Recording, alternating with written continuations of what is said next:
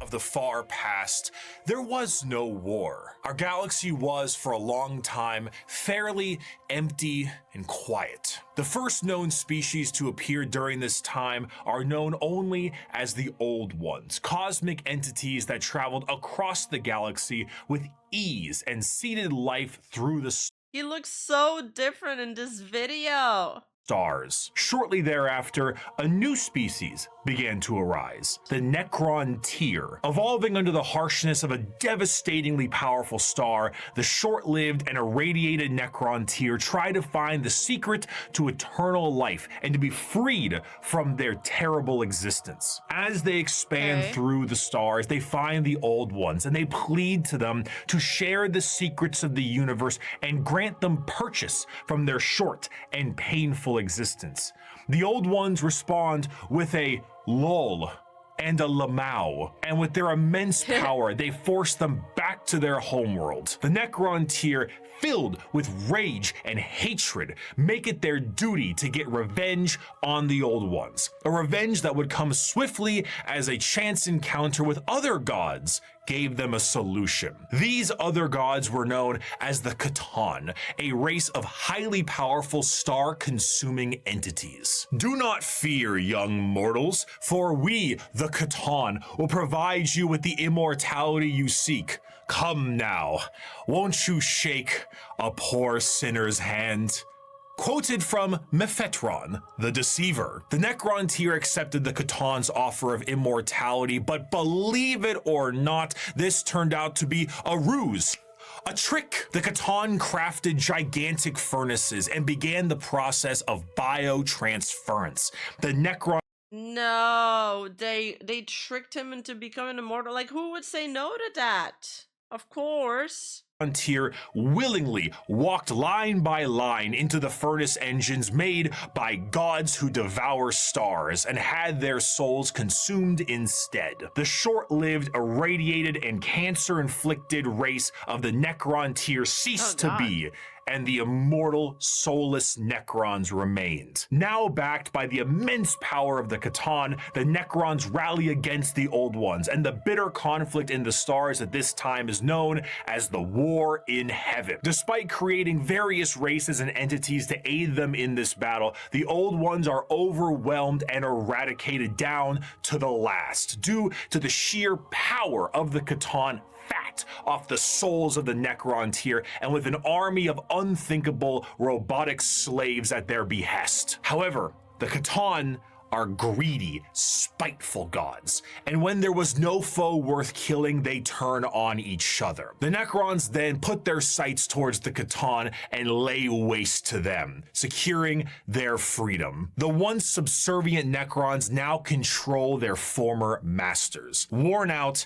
and weakened by these wars, the Necrons, under their leader Zarek, the Silent King, lie dormant, with a plan to eventually wake and reclaim control over the galaxy. Over Of course, everybody wants control over the galaxy. millions of years, empires rise and they fall. The species created by the Old Ones have footholds over the galaxy, but on a pale blue dot in the thick of all this conflict, humanity begins to evolve. And for the most part, the basic path of humanity's evolution remains the same as it is now for almost 15,000 years. Right now, in the 21st century, this is canon. You, right now, Twitch streamer reacting to this video, you existed at a point in the Warhammer universe. But with time, humanity's ambition and the power of their technology becomes unmatched, and the golden age of expansion begins. Humanity starts to branch out through the stars with powerful tools used for agriculture, mining, and expansion. Some branches of humanity I'm not into miners or agriculture. And he would eventually settle far away from Earth itself. And around this time, the psychic ability of humans are greatly expanded, and what we begin to know as psychers appear. But despite all the progress, things would begin to collapse. The machines created to aid humanity would turn on them in M23, an event known as the Cybernetic Revolt, and trade would begin to collapse due to the immaterial warp, aka actual hell, beginning to cause rupture fractures in space and time. These warp stones would separate humanity, and this would be what is known as the Age of Strife.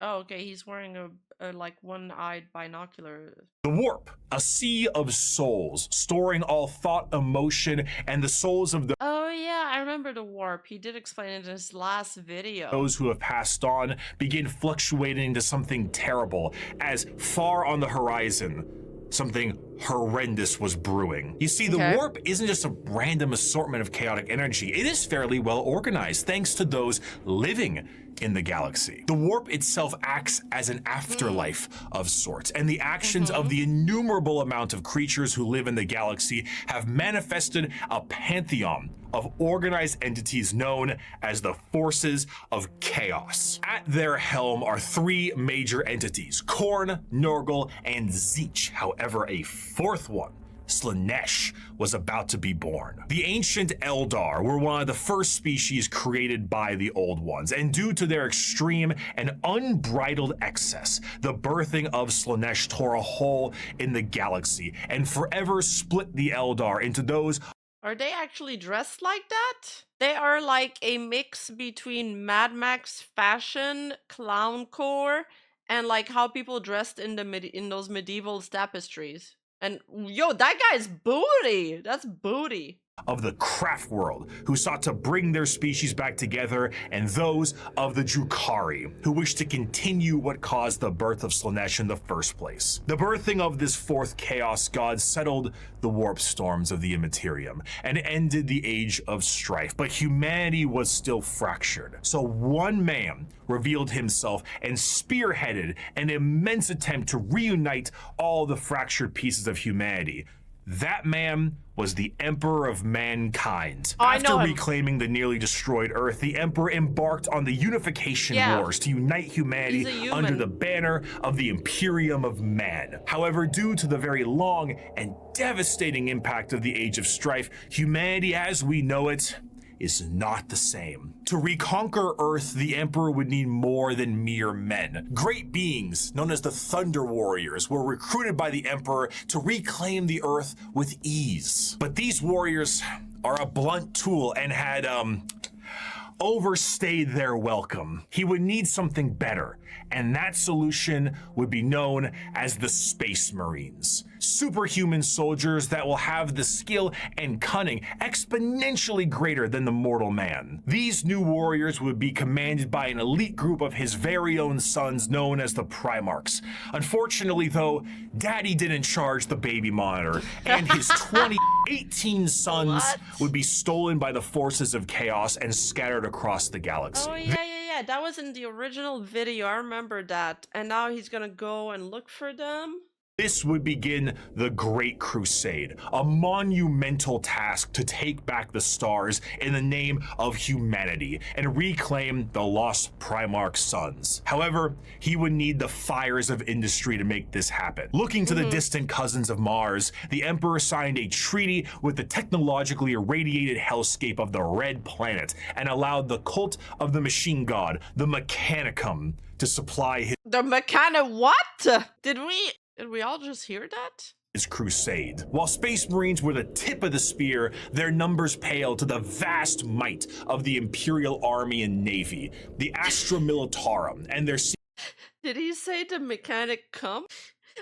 I'm not laughing. You guys are laughing. I'm not laughing. Seemingly endless numbers make up the bulk of the fighting force for humanity, supplied by the intelligence and prowess of various agents of the Imperium, such as rogue traders and assassins. Due to the lack of connectivity between the worlds, what a society had become over thousands of years became mysterious and varied. Tools once used for harvesting and agriculture now are being used as machines of war in the form of Imperial Knights. Some of these fractures of humanity would even be changed further and become unrecognizable to the average human, with differences in size, skin color, appendages, cat ears, sometimes. Really? Some would go so far to become had their cat own boys. galactic societies, like the miners of the Galactic Core and their immense supercomputers, forming the Leagues of Votann. After an incredible amount of effort and books, the lost sons of the Emperor would be reunited, and the Imperium of Man would be firmly established. Nice. This,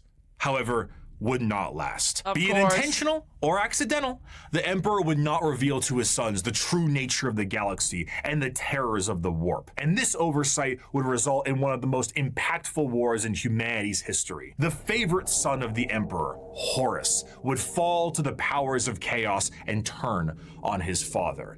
This betrayal, no. this backstabbing, this heresy, this Horus Heresy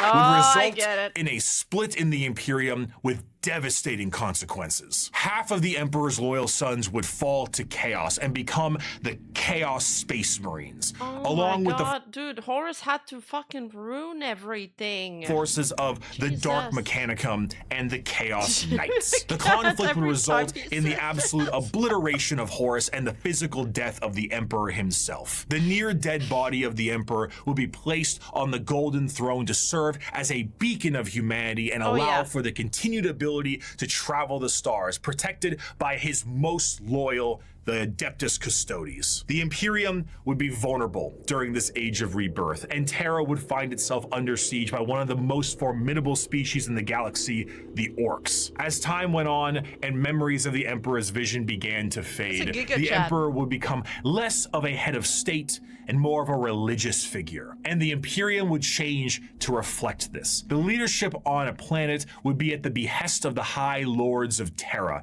and their actions would be courtesy of the incomparable power and authority of the Inquisition. The zealots of the Imperium would intensify and create a brand new era known as the Age of Apostasy. And this ecclesiarchal command of the Imperium would end up with one of the strongest fighting forces of Terra, the Adeptus Sororitas. Over time, this age would come to pass, and we would approach the 40th millennium of Warhammer 40,000. Lots of 40s. Which, you guessed it, would come with its own form of problems. A primitive species once found during a recon mission would be able to evolve in relative secrecy for 6,000 years, becoming a highly advanced coalition of aliens known as the Tau Empire. And if the threats of the galaxy weren't bad enough, there are threats from outside the galaxy. As a monster has begun to wrap its tendrils around the Milky Way, the Tyranids, monsters that Ooh, cat girls are real in Warhammer 40k. I love this universe then. serve a psychic hive mind and present tactics previously unseen in the Milky Way, be it a direct assault with their monstrous bug-like presence or through the more covert gene stealer cults. The presence of yet another threat in the galaxy is proving to be overwhelming to the Imperium. In the 41st millennium, there is no peace among the stars. At any point is there even any peace at any point though? I feel like it's always war. It's just things always get worse in Warhammer. Life can and will be threatened by the Xenos races uncountable, or by the arch enemy of chaos within, or by the decroded terror that is the Imperium itself. It is to live in the cruelest and most bloody regime imaginable. Forget the power of technology and science, or the safety of promise and understanding. For in the grim darkness of the far future, there is only war.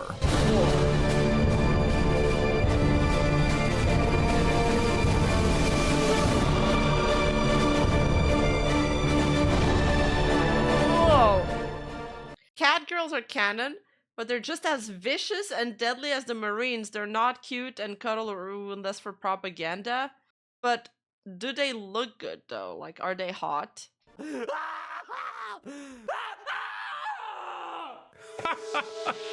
A fantastic job once again, Mr. Kurz, the Night Haunter himself. Oh, didn't you love that, my faithful audience? Once again, we have another criminal over the course of 6 hours break every single bone in his body. And with that, once again, our glorious leader has brought the crime rate to 0. Wait, you guys are saying they look good, they're more cat than girls? Suspicious sound effect. Percent, always brought to you here on Nostroman News. I'm your host, Bricky. Thank you once again for joining us. What kind of stuff are you guys into, huh? Little freaks? Our top stories for tonight. Sus. The weather forecast appears to be rainy with extra dark, so make sure you pack those extra batteries for your lamp packs. And So pack as if you're going to the UK. of course, let's not forget the fantastic gang violence problem we're currently having. Oh, I'm sorry. What's that? Oh, right. It's gone. It's looking to be a chilly one tonight as well, so make sure your skin capes are nice and tight. I'm not projecting, chat. I'm not projecting. Wait, hold on. One moment. No. Adamantium reserves have tripled? Oh. Wait, I'm sorry. Self-harm rates have gone down to 0%. The Night Haunter smiled? No. Impossible. No. This could only mean one thing. It is the Nostroman News' great privilege to bring some color back in your life with the brand new 3-part Gamer Supps drop exclusively on this here news network. That's right, your esteemed host Bricky, myself, is dropping a 3-part Gamer Supps release for pre-order available now and only for a couple of weeks. Not only does it include a completely brand new artwork reskin of the Sweet 6-pack flavor, one of the highest selling flavors in the entirety of Gamer Supps, but it also comes with the first ever all over print Gamer Supps 32-ounce jug. And if that isn't enough for you, if the phenomenal drink and drink holder is not enough for you, we have a desk mat to go along with it. That's right, the Herculean look of the brand new Sweet 6-pack style is here. We're still looking at muscles beyond belief, but this time we're talking taste. We're talking Atlas. We're talking smooth. And if that wasn't enough, I, your co-host specifically, should you pre-order all 3 of these items, will personally hand sign a note for you thanking you for supporting this network. Aww. All of this you can receive for 10% off if you go down in the description of this video and click the link, or go to gamersupps.com/Bricky and use code Bricky. Save 10% off with code Bricky. Like bring some color back into your life and increase production across the board for our glorious leader, the Night Haunter. Thank you, Gamer Supps, for Chat is trying to gaslight you. The cat girls are not the furry kind. They're more cat in behavior and only really have the claws, ears, and tail. Oh, I love that! Then they are cute. I actually love that. And it's cool that they're like, you know, fierce. Do they use their claws as a fighting technique? Sponsoring the Nostroman News, and let us move on to our next scheduled program. 5 years ago, I made every Warhammer 40k. Well, I think after watching that trailer, I'm on the side of the... Fuck, what are they called again? The Psy people. The magic wielders. I like those guys. Last time I said I liked the race, though, they turned out to be, like, actually crazy, so maybe I shouldn't say anything yet. A faction explained. A passion project of mine for a universe that I enjoyed so much. Its main purpose was to be a drawbridge, the separation between the layman who had only ever seen the big armored blue man situated neatly next to a Wetzel's Pretzels, and then the hardcore Warhammer lore nerd. Yeah. That was just too wide, and there was nothing bridging these two together. Since 2020, Warhammer has exploded in popularity thanks to COVID, quality game updates, and a few excellent video games and a couple miniseries. The sheer volume of people who have told me they have purchased miniatures due to that video alone makes me feel as if Games Workshop owes me commission. However, that video is incomplete. I was not a casual fan, but I was also not a hardcore lore junkie. In the 5 years since that video's release, multiple channels have sprouted up, and the drawbridge between casual to the obsessed has never been wider or easier to traverse. Even I, myself, have been a part of Adeptus Ridiculous, a podcast teaching lore in a much simpler and condensed form. Needless to say, I've learned a lot. Warhammer is so much more than just Spaceman shoots big gun. It has also grown substantially from its origins, being a Warhammer Fantasy spin-off just in space. Now, it is a black library filled with immensely deep characters, difficult themes, and even some tear-jerking stories. It is a backdrop for 1,000,000 stories over 1,000,000 worlds, and I did not see its true depth in 2020. But now, I'd like to share what I've learned. We just had a brief summary of the world and each faction that takes place during it. And we did that because to truly understand each faction, we must understand what makes them the way they are. And to do so, we need to begin in chronological order, discussing their origins, their culture, their powers, and of course, what makes them oh so grimdark. So let's begin with the group that started it all and sing praise to the infinite empire. Gotta start by sucking. That's my motto. That's what I always say.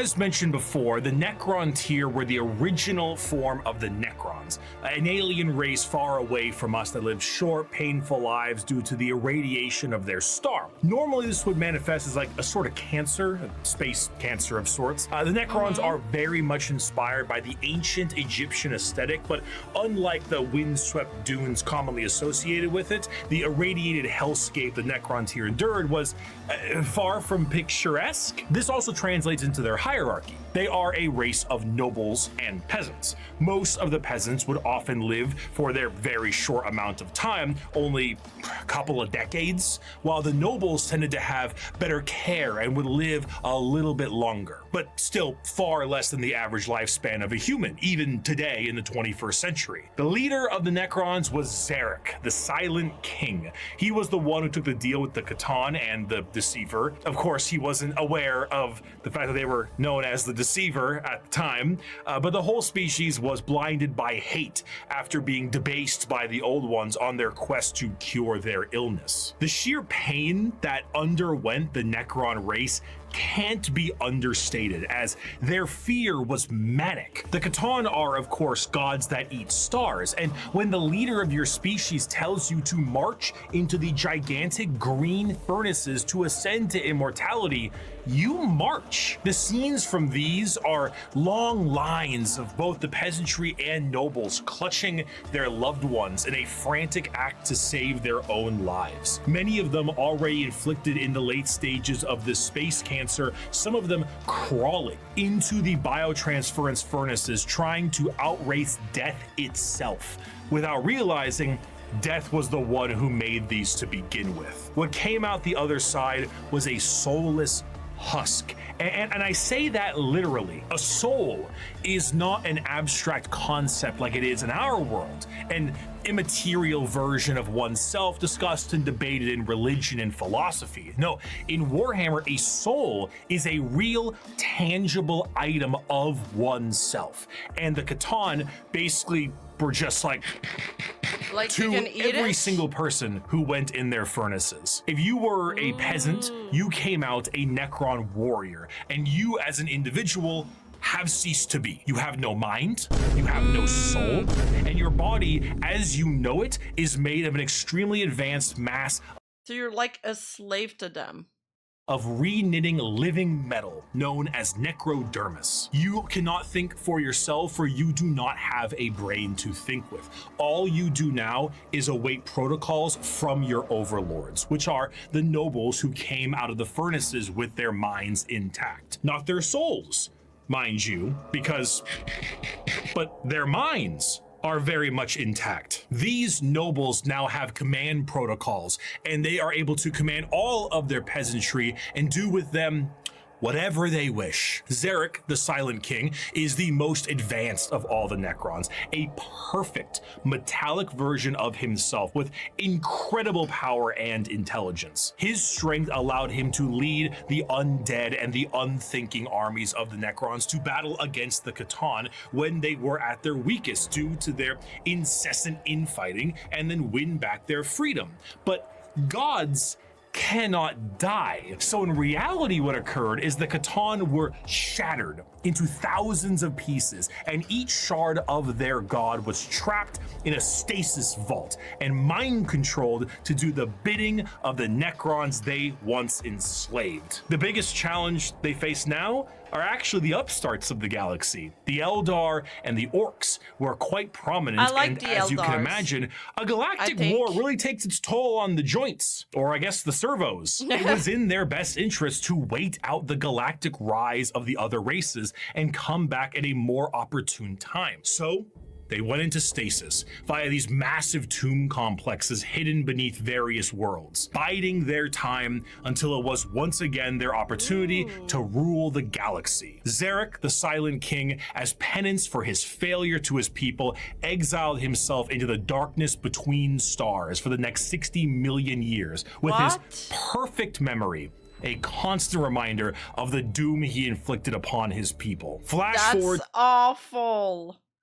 Dude is ruminating for 6 million years? Damn, that can't be good for the mental. To the modern day, and the Necrons are reawakening, but it isn't working as well as it could be. Whether the tomb world is reawakened naturally or by some Imperial moron stepping on a green glowing rock, the Necrons have come back to reclaim a galaxy they consider rightly theirs. But 60 million years of hypersleep have— 60 million years, that's worse. That 40K also has some pretty good video games too. You should try. I'd love to try it. Taken their toll. Many Necron dynasties awake with systems unrestored and huge swaths of their population's minds completely lost. Necron true loss of their mind is their greatest fear. Oh, so it's like when Senku gets frozen in Dr. Stone, but he counts the whole time so he doesn't lose his mind. Nobles wake with various mental faculties compromised, sometimes exhibiting traits similar to excessive paranoia, schizophrenia, or even dementia. One notable Necron, Nemesaur Zandrek, believes that he is still back on his home planet fighting off separatists and interlopers. See, Oberyn, the separatists come, attempting to outflank me as they did at the 4th Battle of Vindach. How they calculate that daubing themselves green and roaring like savages will produce a different outcome, I cannot fathom. But it is of no account. Ready, my legions. Another glorious victory shall soon be ours. Other individuals, such as the esteemed Imhotep the Stormlord, seek to usurp the newly returned Silent King for rightful ruler over the Necron race, believing his time has come to an end, while scientists and archaeologists like Trazen the Infinite and Orikin the Diviner spend thousands of years bickering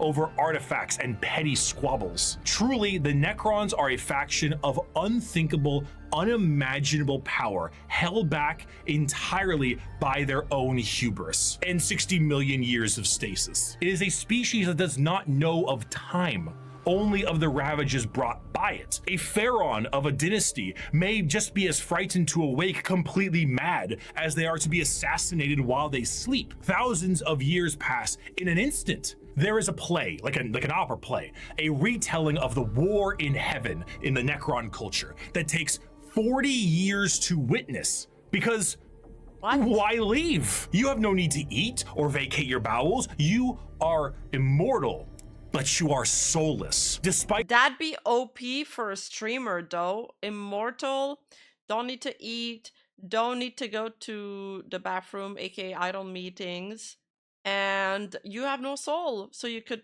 pick like beefs all the time and just like say whatever's popular. Easy. The Necrons easy farm. Incredible technology, their mastery over time, reality itself. Despite all of this, they still are missing a soul. And therein lies the biggest struggle. Most Necrons look to conquest the galaxy, kill the interlopers like the humans, Eldar, and Orcs that scrape at a fraction of their power. But the end goal for many, including Zarek himself, is to return the souls to their bodies, to undo the horrible fate he cast upon them. This is not the interest of all. Many simply wish to rule their dynasty with an iron fist and kill all they consider unworthy. But to many others, it is to undo the decision that doomed them all. Before they can do that, there is a pest that needs exterminating. That is the fundamental understanding of the Necrons. They are so hyper advanced that their science borders on magic. They play with the fundamental aspects of reality and time. Their mastery of the physical galaxy is the strongest in the universe. Their weapons reduce people to the barest molecules, and they have devices capable of causing stars to supernova. They are unfathomably difficult to kill, as if you do fell one of their number, the living metal reknits itself, and the reanimation protocols allow it to come back alive once again.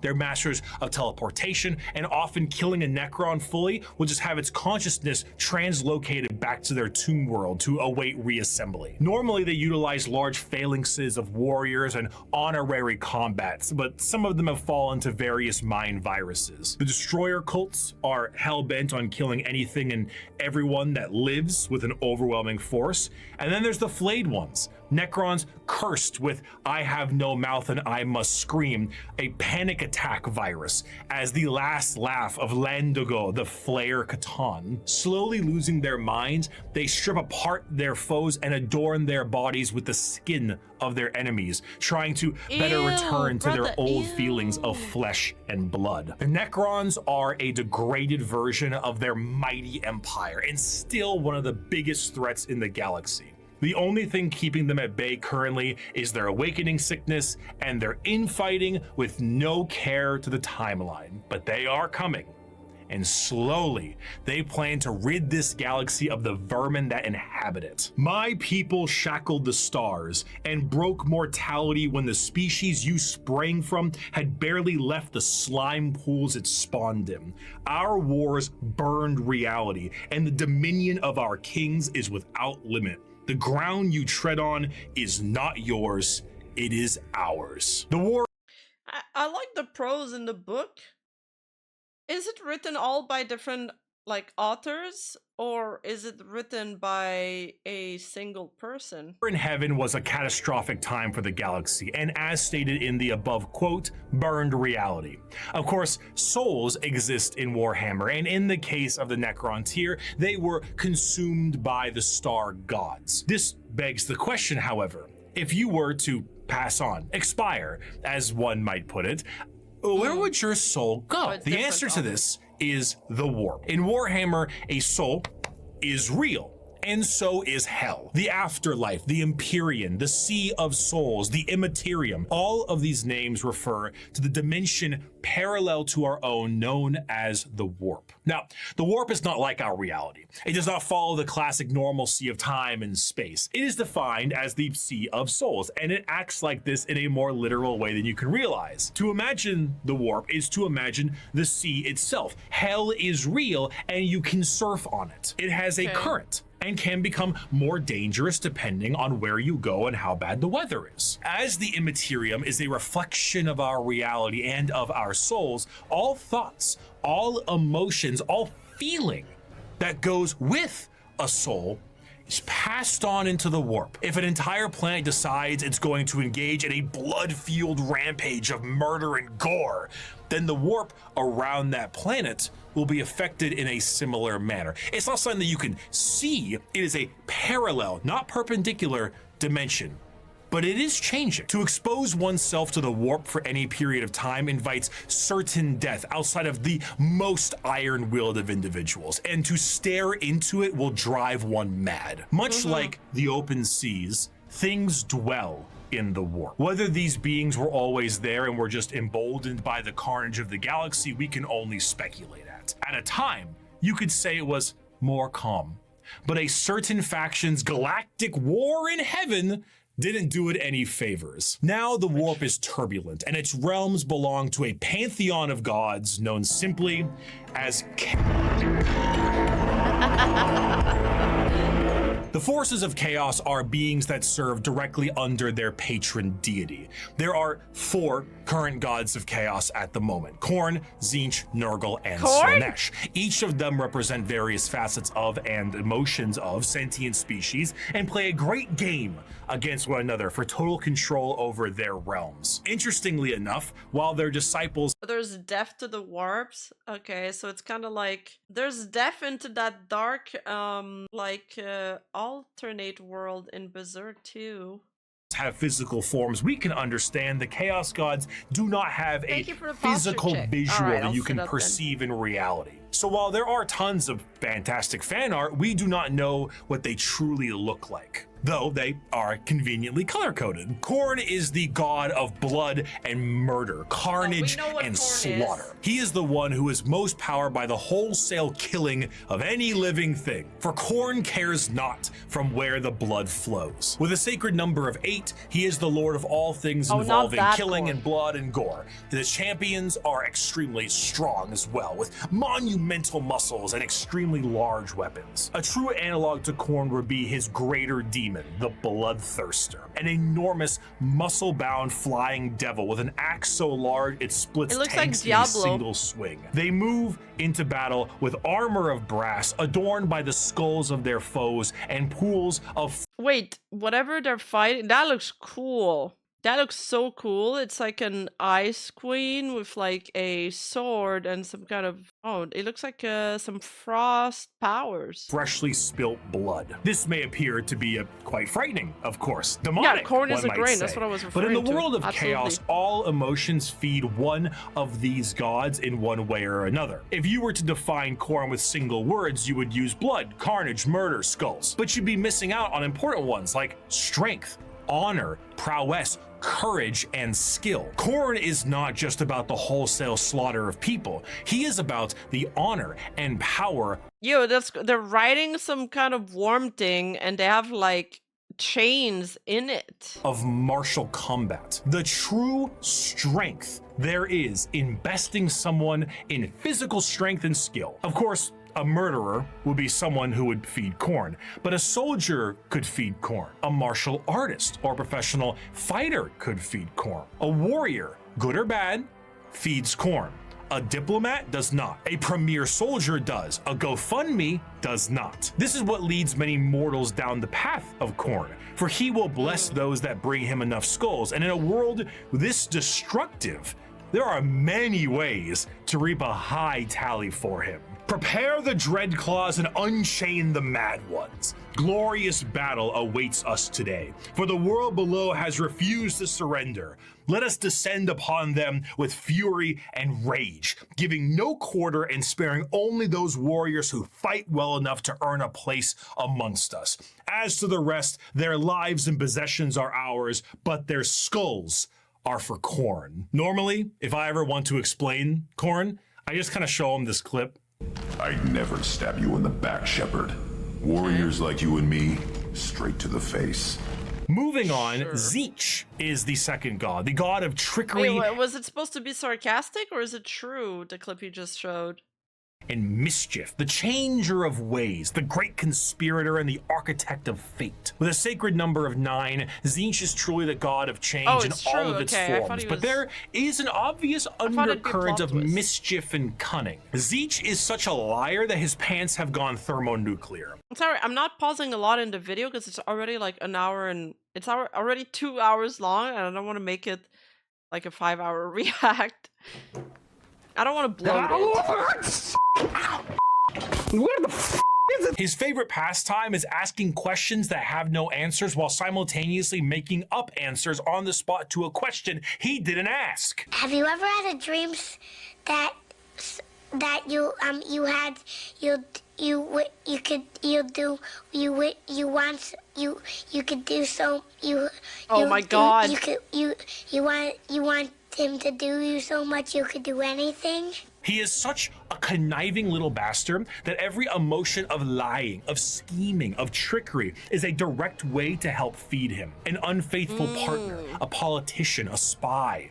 All these people feed Tzeentch in one way or another, and it doesn't matter if the intentions are good. Acceptance does not feed Tzeentch. Change does. Tzeentch doesn't care about your facts. He only wants opinions. Because he represents change, he also represents hope, though. Schemes are not always bad, and even the hope to make a better tomorrow is the change he seeks. Because he is the architect of fate and the mastery of sorcery, his presence is purely unknowable. Every depiction of a Tzeentchian demon contains more eyes than are necessary and more mouths than I know what to do with. It is a biblically accurate angel if the angel gaslit you into thinking birds are government drones. A Dewey and artist will know what to do with.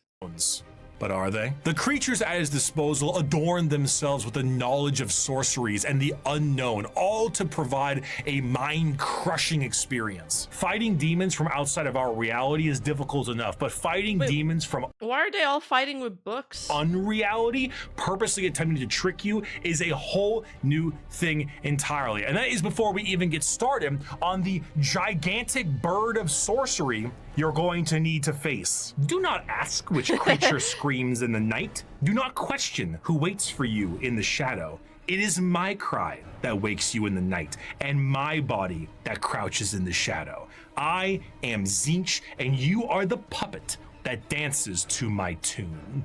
That's cool. Yeah, I love the book people. I like that they cast magic with their books. It looks so badass. Third of the Chaos Gods is the one of acceptance of rot and pestilence, the grandfather himself, Papa Nurgle. Nurgle is the exact opposite of Tzeentch. Where Tzeentch believes in change and hope for a future, Nurgle believes in stagnation and the end of everything. At one point or another, we will all decay. We will all rot and we will all end. And with a sacred number of 7, every single thing, pestilence, boil, and everything in between, comes under the great shadow and girth of Nurgle himself. For Nurgle, the plight of mortals is his fear and wine. And no matter how solid life might be, everything will decay in the end. In the creation of life, there must be an end to that life. And nobody has more creations to end lives than Grandfather Nurgle himself. Every boil, every blemish, every pus-filled wound and disease, every rot and every plague is kept and concocted by Nurgle. This, humorously, keeps Nurgle as a jovial god. He is full of life and laughter, and by creating as many diseases as he possibly can, he shares that joy with mortals. I mean, his envoy is the great unclean one. And look at how happy he is. And there's a lot of him to love. A fear of death in general is feeding Nurgle. Oh my God, this all artwork disease gross. Makes him stronger, but to pray for salvation for a wounded loved one is to feed Nurgle. The timeless and inevitable fear that one day you will rot and decay is what gives him strengths. The Peloton won't feed Nurgle.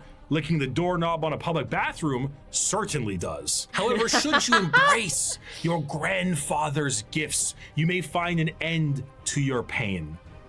Maybe. All mortal followers of the Chaos Gods found themselves there in one way or another, either through the direct worship or the slow corrupting of their souls. But those that take Nurgle's gifts and embrace the decay of their bodies may end up being chosen among his few as a faithful servant. In doing so, you will be free of the pain caused by Nurgle's ailments, and you may even find yourself just as jovial and happy as he is. Maybe. His enemies shall wither and die. His allies shall wither. Honestly, I'm probably feeding the Nurgle because I've got 2 garbage bags I need to take out, and I haven't done it in a while. And die. The universe and all within it shall wither and die. And when the great corruption has settled over the land and permeated the very foundations of reality itself, then shall the Lord of all rise from the rot and ruin, spread his arms wide to reclaim all of his dutiful children. Those were the 3 major Chaos Gods. Girl, you live like that? Well, look, there's one garbage bag that's still in the garbage can, and then the other one is on top of the garbage can, but it's getting pretty full. Very long time. Oh, Emboldened by war and death on a galactic scale. Ever present, but now Your cooking definitely feeds him. Ban this guy. Ban him. fact on the suffering of a galaxy. One race, for a while, was able to elude the pull of chaos. An advanced race of psychically attuned aliens whose master over the physical world was so strong. Bro, imagine if you could like fucking make a pizza fly to your mouth. You don't even need to use your hands. You could eat a pizza and like read a manga at the same time. That chaos could not glean from them the morsels of power they once had. Or so they couldn't. Not So good. for a long while. 60 million years ago, in an attempt to combat the Necrons in Catan, the Old Ones made a new species. One with innate power in the warp and the ability to harness it with a mastery that was unseen by so many others. A mastery so powerful, the Necrons retreated to sleep in order to wait it out. It was no longer a galaxy to be ruled by them, but instead begin the age of the Eldar are a race of pointed-eared humanoids that are all psychically attuned to the warp. If we're being meta here, these are space elves, and these elves ruled the galaxy in the time the Necrons went to sleep. These were the ones that I liked, but then they became debauched. And humanity began to rise. The Eldar's empire was galaxy-wide and lasted for longer than any other galactic power that we know of. Their understanding of all things was exceptional. With every single one of them being psychers, they had the ability to master the warp and use it to their advantage. See, being a psyker is basically like being a wizard, or I guess in this case it's more of a sorcerer, since you are born with the gifts as opposed to learning them. In order to utilize your psychic abilities, however, you must then reach into the other dimension, into the warp, into hell for that power. So if you were to say, cast Fireball, your mind would reach into the warp, gather the strength to rewrite reality, to then cast Fireball. Now, you might think to yourself, doesn't that mean if you are opening up a power to the warp, you may create a lot of risk to yourself because of all the horrible things we just talked about in the warp?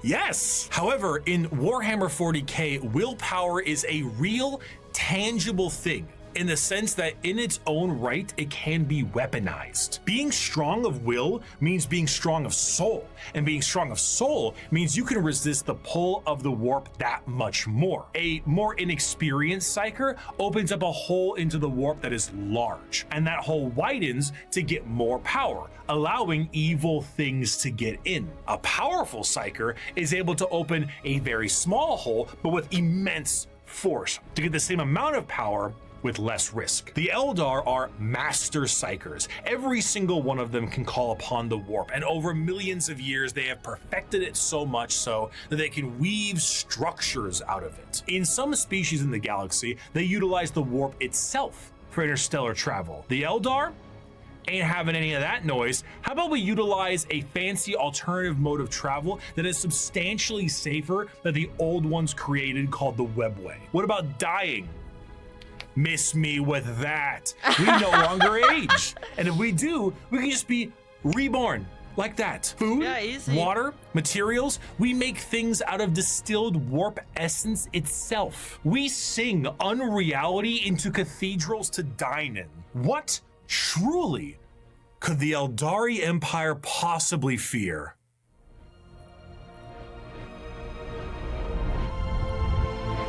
The Eldari Empire's biggest fear was themselves, with a society so perfect they wanted for naught, and this led them down dark and dangerous paths. When the base functions of society are no longer a problem for you, you tend to experiment. Perhaps the medium rare steak on your plate would be better if it were— Yo, look at that Giga Chat twink. Elf meat. Hey, I'm not saying we should make cannibalism legal, but like, what's the issue with a little taste? Violent sports is one thing, but how come we don't do sports to the death? I mean, I'm just saying, like, if both participants are willing and clear about it, like, what really is the problem there, you know? Art is in the eye of the viewer, and what is considered art is completely up to the concept of one's own interest. A canvas adorned with the blood of a man wronged is truly the visual poetry that our society needs. Hedonism,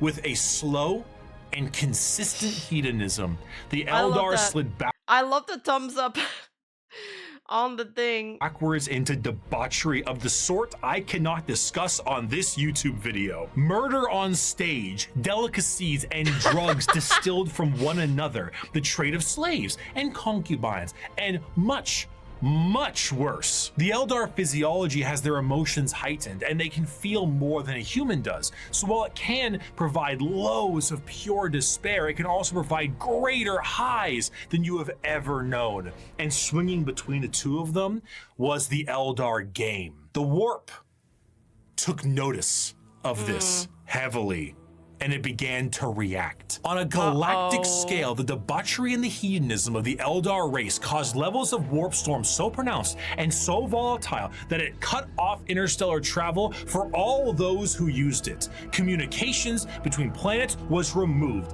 and a nightmarish era of Old Night began. This continued for thousands of years, hundreds of thousands of years. The Eldar all but removed from the problems being caused as they entered heights of more and more ecstasy.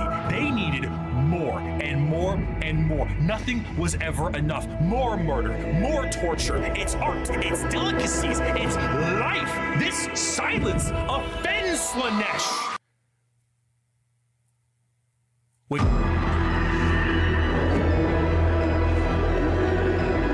Other chaos god. Slaanesh, Oh, yes. the prince of pleasure, she who thirsts, I the remember god her. of unspeakable excess, is our fourth chaos god with the sacred number of 6 adorning their title. Slaanesh is a bit of a tricky one.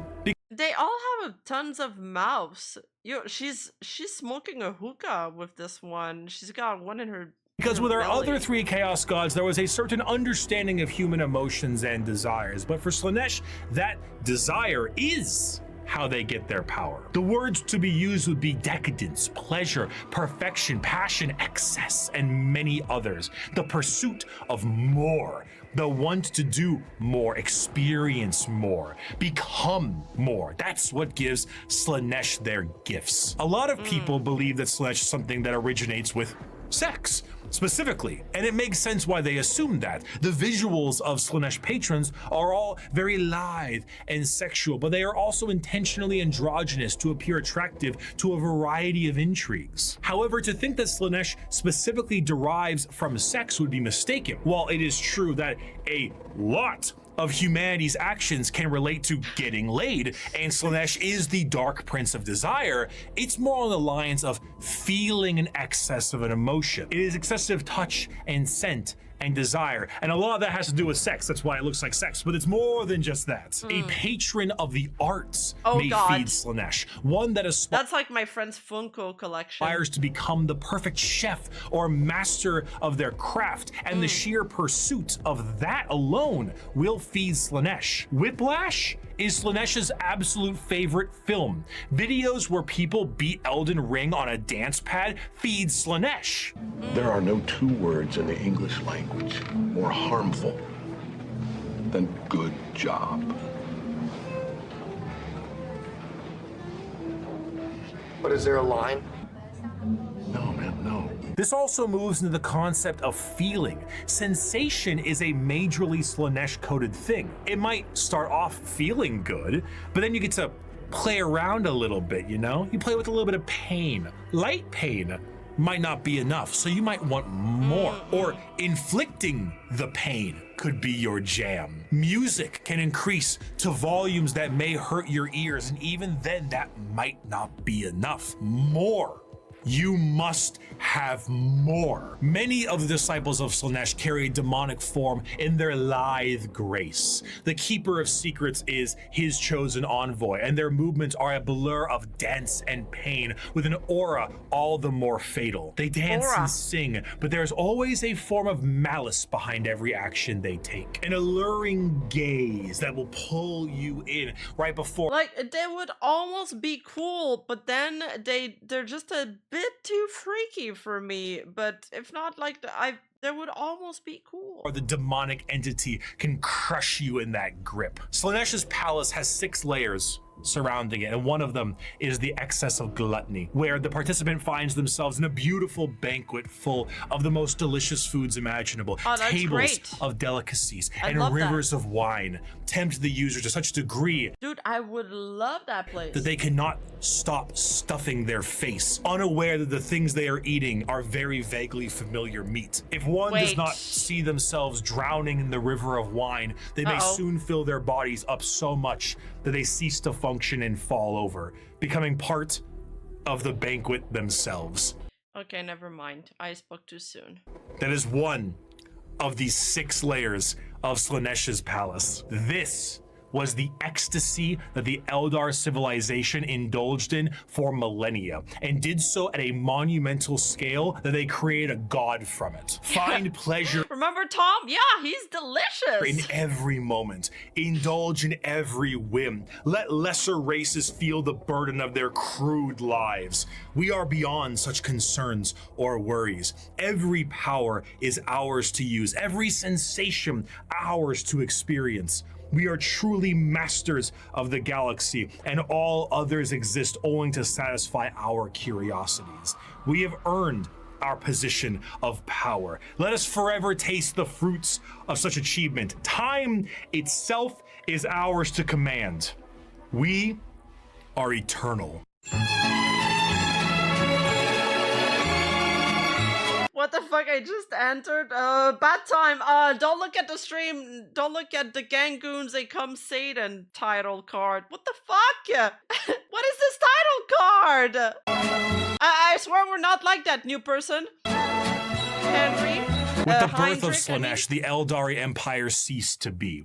A catastrophic event so horrible that the warp ripped a hole permanently in our reality. A fissure forever known as the Eye of Terror. With the sudden inhalation of this god's largest breath, the Eldari souls are a currency to be now collected by she who thirsts. Trillions of Eldar died by she who thirst. I also thirst for a beer, not gonna lie. in an instant. Slaanesh gorging on their souls to satisfy his palate. 99.9% of their entire species died, and the rest are doomed to a fate worse than death. For Slaanesh now stakes a claim on each and every Eldar soul. From the moment they pass on, an eternity of torment awaits them. The remaining Eldar devote their entire lives to stopping this eventuality. Their dying race so devoted to saving themselves from the Dark Prince, and in doing so, have found very creative ways. In the modern world of Warhammer, the craft world Eldar are the main force of Eldar in the galaxy and represent the elf style that many think of when you think elves in space. Fantasy elves in space, not those elves. We'll get.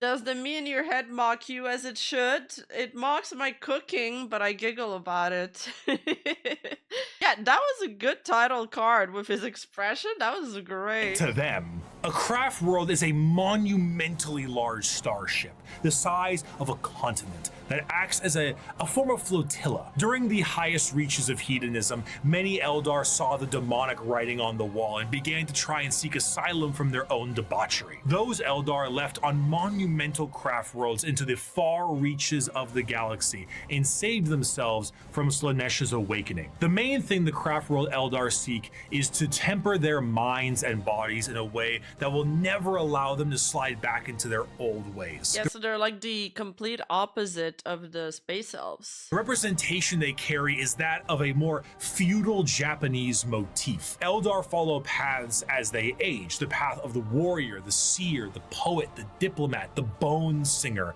and so on. These paths are a strict code of conduct to hone the heightened Eldar psychology down a school of thought and action. And if it sounds a hell of a lot like Bushido, well, you're damn right. Here's Bushido, I've read about that. Hey, Creamsicle. Oh, the joke is, damn, she's on fire again. Somebody called the fire department. Wait, I like this. This is fun. It's such a funny emote.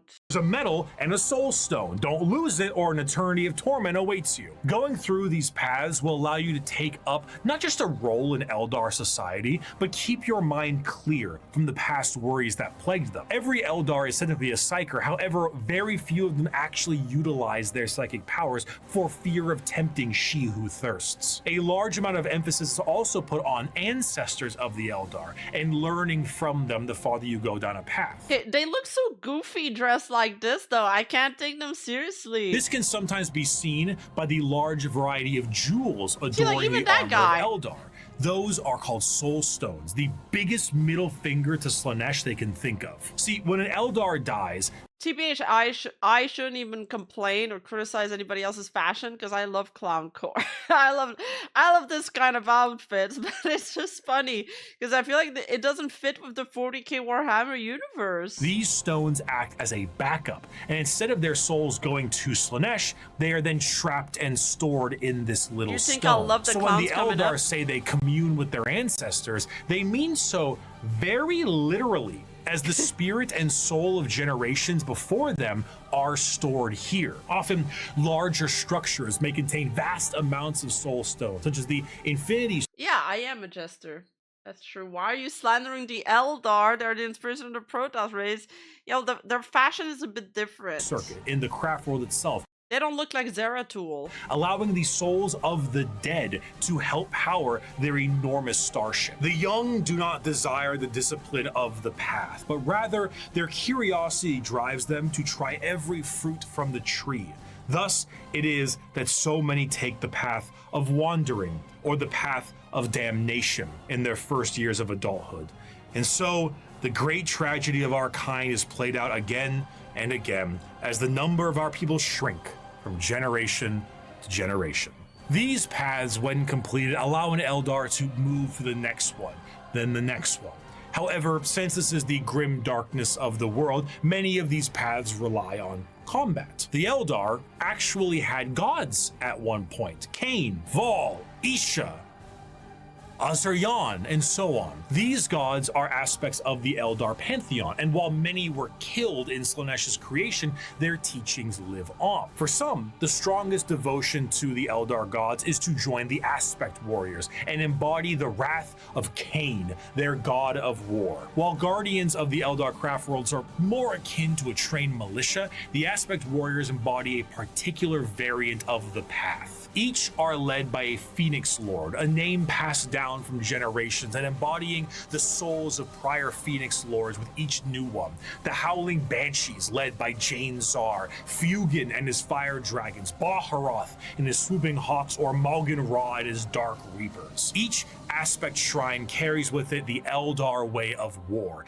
Fast, hard-hitting, and incredibly tricksy, for they do not have the numbers to fight in any other way. The Craftworld Eldar show how mangled an empire can be by their own actions. It's like a mix of like Astro Boy, some Roman Legion aesthetics, and some space Mad Max stuff.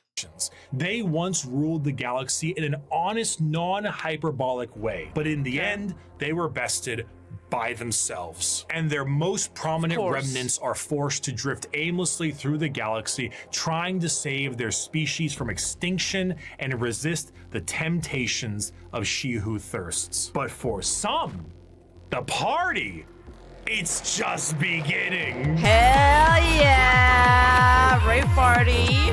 Deep Let's go. within the webway is the city of Kamara. This dark city once existed as a port in the webway that allowed for ease of transport for the Eldar between its various domains. The significance of this city meant that it needed to be a bit more of a neutral territory outside of the jurisdiction of general Eldar law, and therefore it was allowed to self-govern. This did not go well. The Dark City became the hideaway for all manner of sin. The Eldar race slipped into debauchery on a galactic scale that it birthed a god, and this was the city you went to when that wasn't enough for you. The convenience of being so deep within the webway was that it exists as a blind spot to the horrors of the warp. So while the rest of the Eldar fled the downfall of their species, Kamara kept partying. When Slaanesh was birthed, they were saved the worst of it, thanks to them being nice and neatly tucked away inside the webway. But only somewhat. The Dark Prince did not have a grip around their soul, but the tiniest pinky finger, and they were still pulling. But due to their excess hedonism, they found a solution to this problem. If they tormented others, they could temporarily rejuvenate their souls and continue to cheat their inevitable death by placating the Prince of Pleasure. And if they kept this up on the regular, they could effectively become immortal. Thus, the Drukari were born. Unlike the more stoic elves you see in works of fiction, the Drukari themselves exist as a sort of analog of the more grim and fiendish elves you find in Norse and European mythology.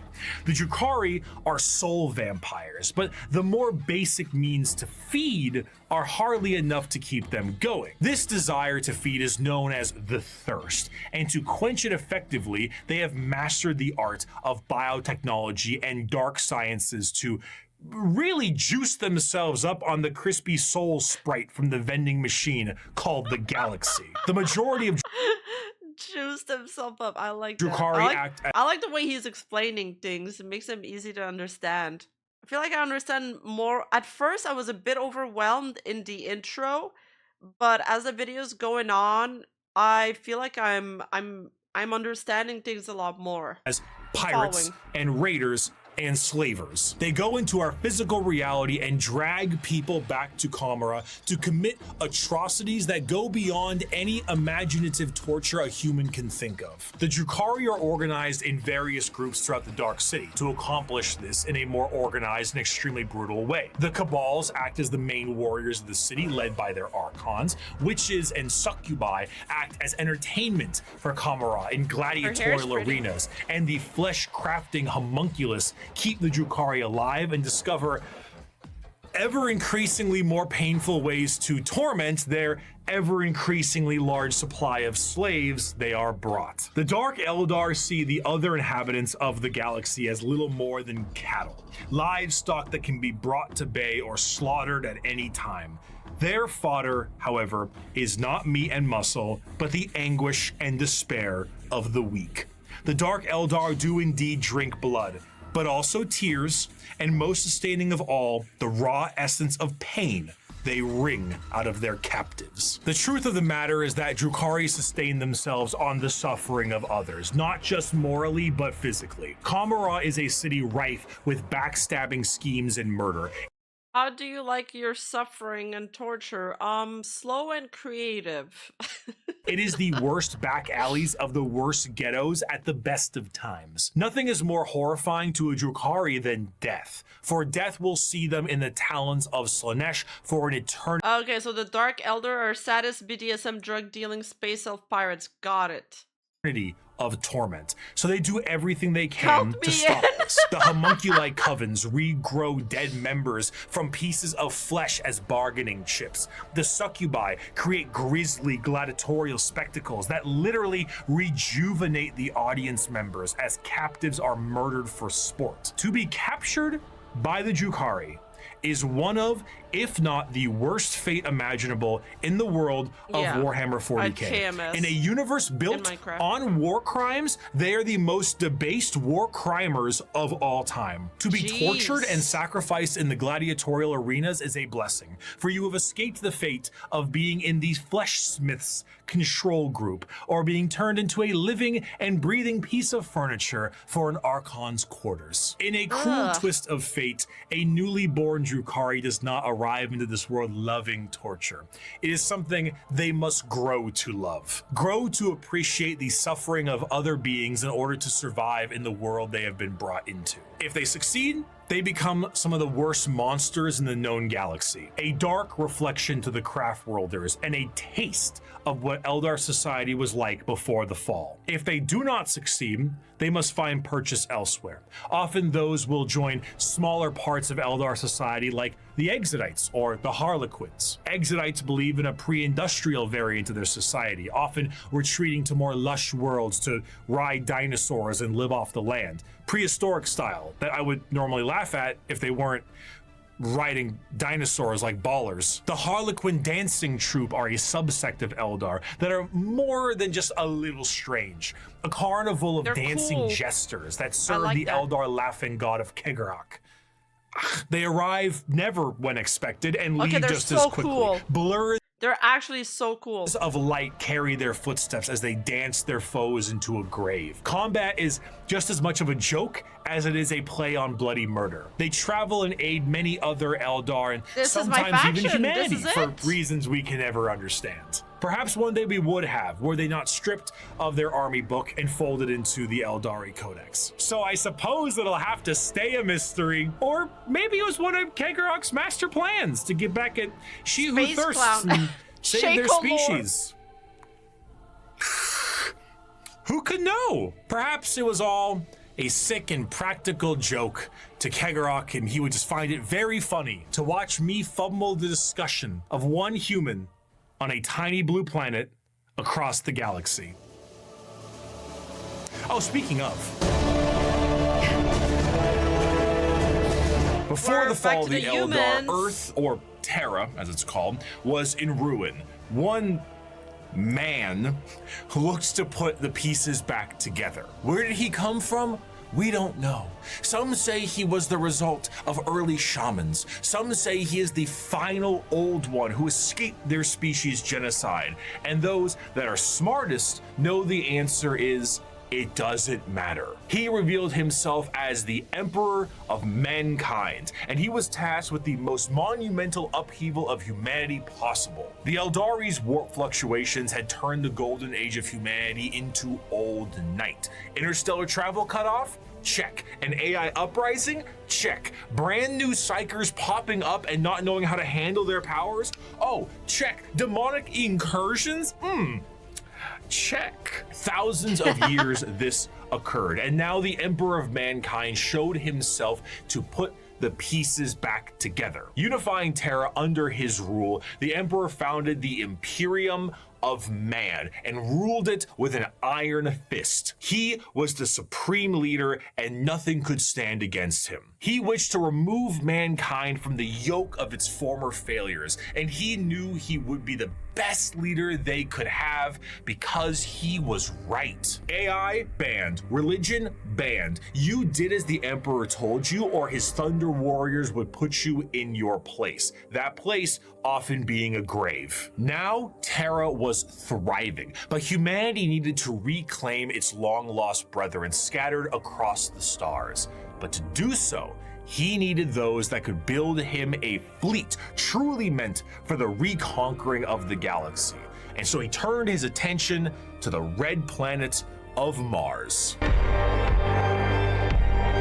That's the Mechanicum, Mars guys. and Terra were close allies long before the Unification Wars. Mars was the first world terraformed by humanity and became what would ultimately be the first hive world, an epicenter for industry and technology. The Age of Strife did not treat the Red Planet kindly, however. Mars was cut off from Terra during this time, and the warp The Mechanicums are your boys?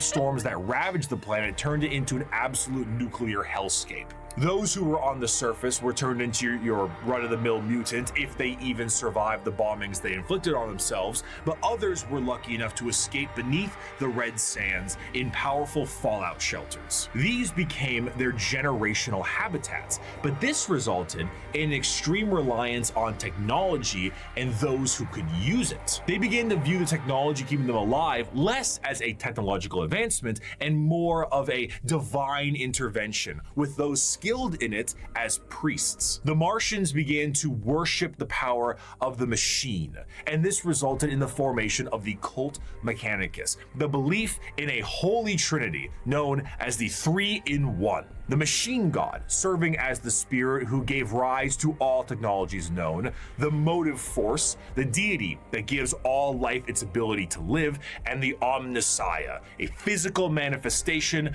of the machine god itself. This belief began to manifest in them physically as well. What were once humans began to really mess around with the character creator options, and this tech obsession made them view instances of flesh to be weak and spend their lives removing what makes them human and replacing it with mechanical augments. Robotic limbs, glowing eyes, mechadendrite arms. What was once a mass of flesh now looks like the back of a router, and the oldest members of the Mechanicus no longer even look slightly human. Wait, did he say it looks like the back of a router. That's so funny. It has all these cables plugged in. In addition to this, cloaked over all of their mechanical appendages are robes that reflect the color of their homeworld, the red robes of the Mechanicus. The Cult Mechanicum, now the Adeptus Mechanicus, create a fascinating combination of cultures all birthed into one. Basically, these guys are non-controversial so far. They're legit. They're clankers. No zealot monks. Organic life is the machine god's greatest accomplishment within the scope of the great work. I All can get praise behind those he guys. who is 3 in 1. By giving us life within an organic shell, he presents us with the means and opportunity to improve upon physicality, as is his divine plan. He grants us complex weakness so we might learn metallic strength and ascend to his level of machinic perfection. The Emperor's arrival to Mars was very much a walking in with the pizzas while the room is on fire moment, but to the Mechanicum, they saw his arrival as confirmation of their belief. They took one look at the glowing golden entity that showed up on their doorstep and were like, that's him. That's the guy right there. And they immediately accepted him as the Omnissiah. Obviously, showing up and being called Machine Jesus shortly after wiping out all instances of non-Machine Jesus a little bit beforehand is an instance of capital H heresy. But the Emperor saw the bigger picture. Were they strange with how they rubbed unguents on themselves, burned incense, and prayed to machines for them to work?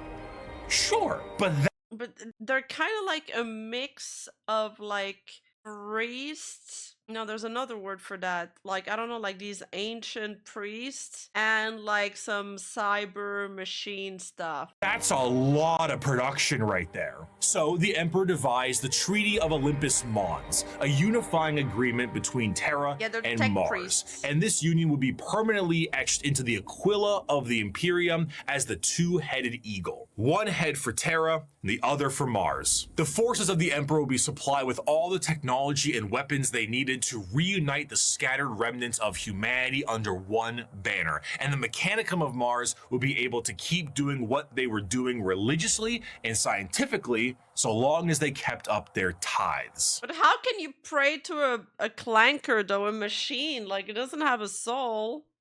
I think they're wasting their time here. This tithe meant total quality control over all technology in the Imperium. Is it a big spaceship? AdMech take care of that. Tanks? Heresy, oh AdMech shit, take my care of bad. that. The literal bullets in a gun, you guessed it, but unlike the factories of today, the forge worlds of Mars and the creations Oh my god, how dare you! Toaster has a soul? Holy shit, but I threw away my microwave the other day. Did it also have a soul?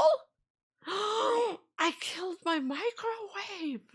Mechanicum are a bit of a different experience altogether. Instead of a factory on a random given world, the entirety of the planet's surface is dedicated I actually committed microwave murder. to manufacturing. But that's a little tricky, isn't it? Considering that the usage of silica animus, or AI, is a big no-no, and basically the largest affront to their divine machine god possible. Fortunately, there's a really neat alternative that they've come up with, and that's called a servitor. Incredible devices that can do anything from manufacturing, maintenance, basic door operation, even just float around like a helpful little drone. It's an extremely easy process too. All you need to do is take a human who is dying or preferably an enemy of the state, most likely that one, and lobotomize them. And then reprogram their Easy. brains to do exactly what they tell you. They even got little baby versions of them. Yay! Ew. So now you can rest easy knowing that the entirety of the Imperium, because they outlaw AI and learning new tech is heresy, is run on lobotomized slaves. Whether they deserve it or not is unimportant, and whether they can still keep their consciousness trapped in their own minds is another thing entirely.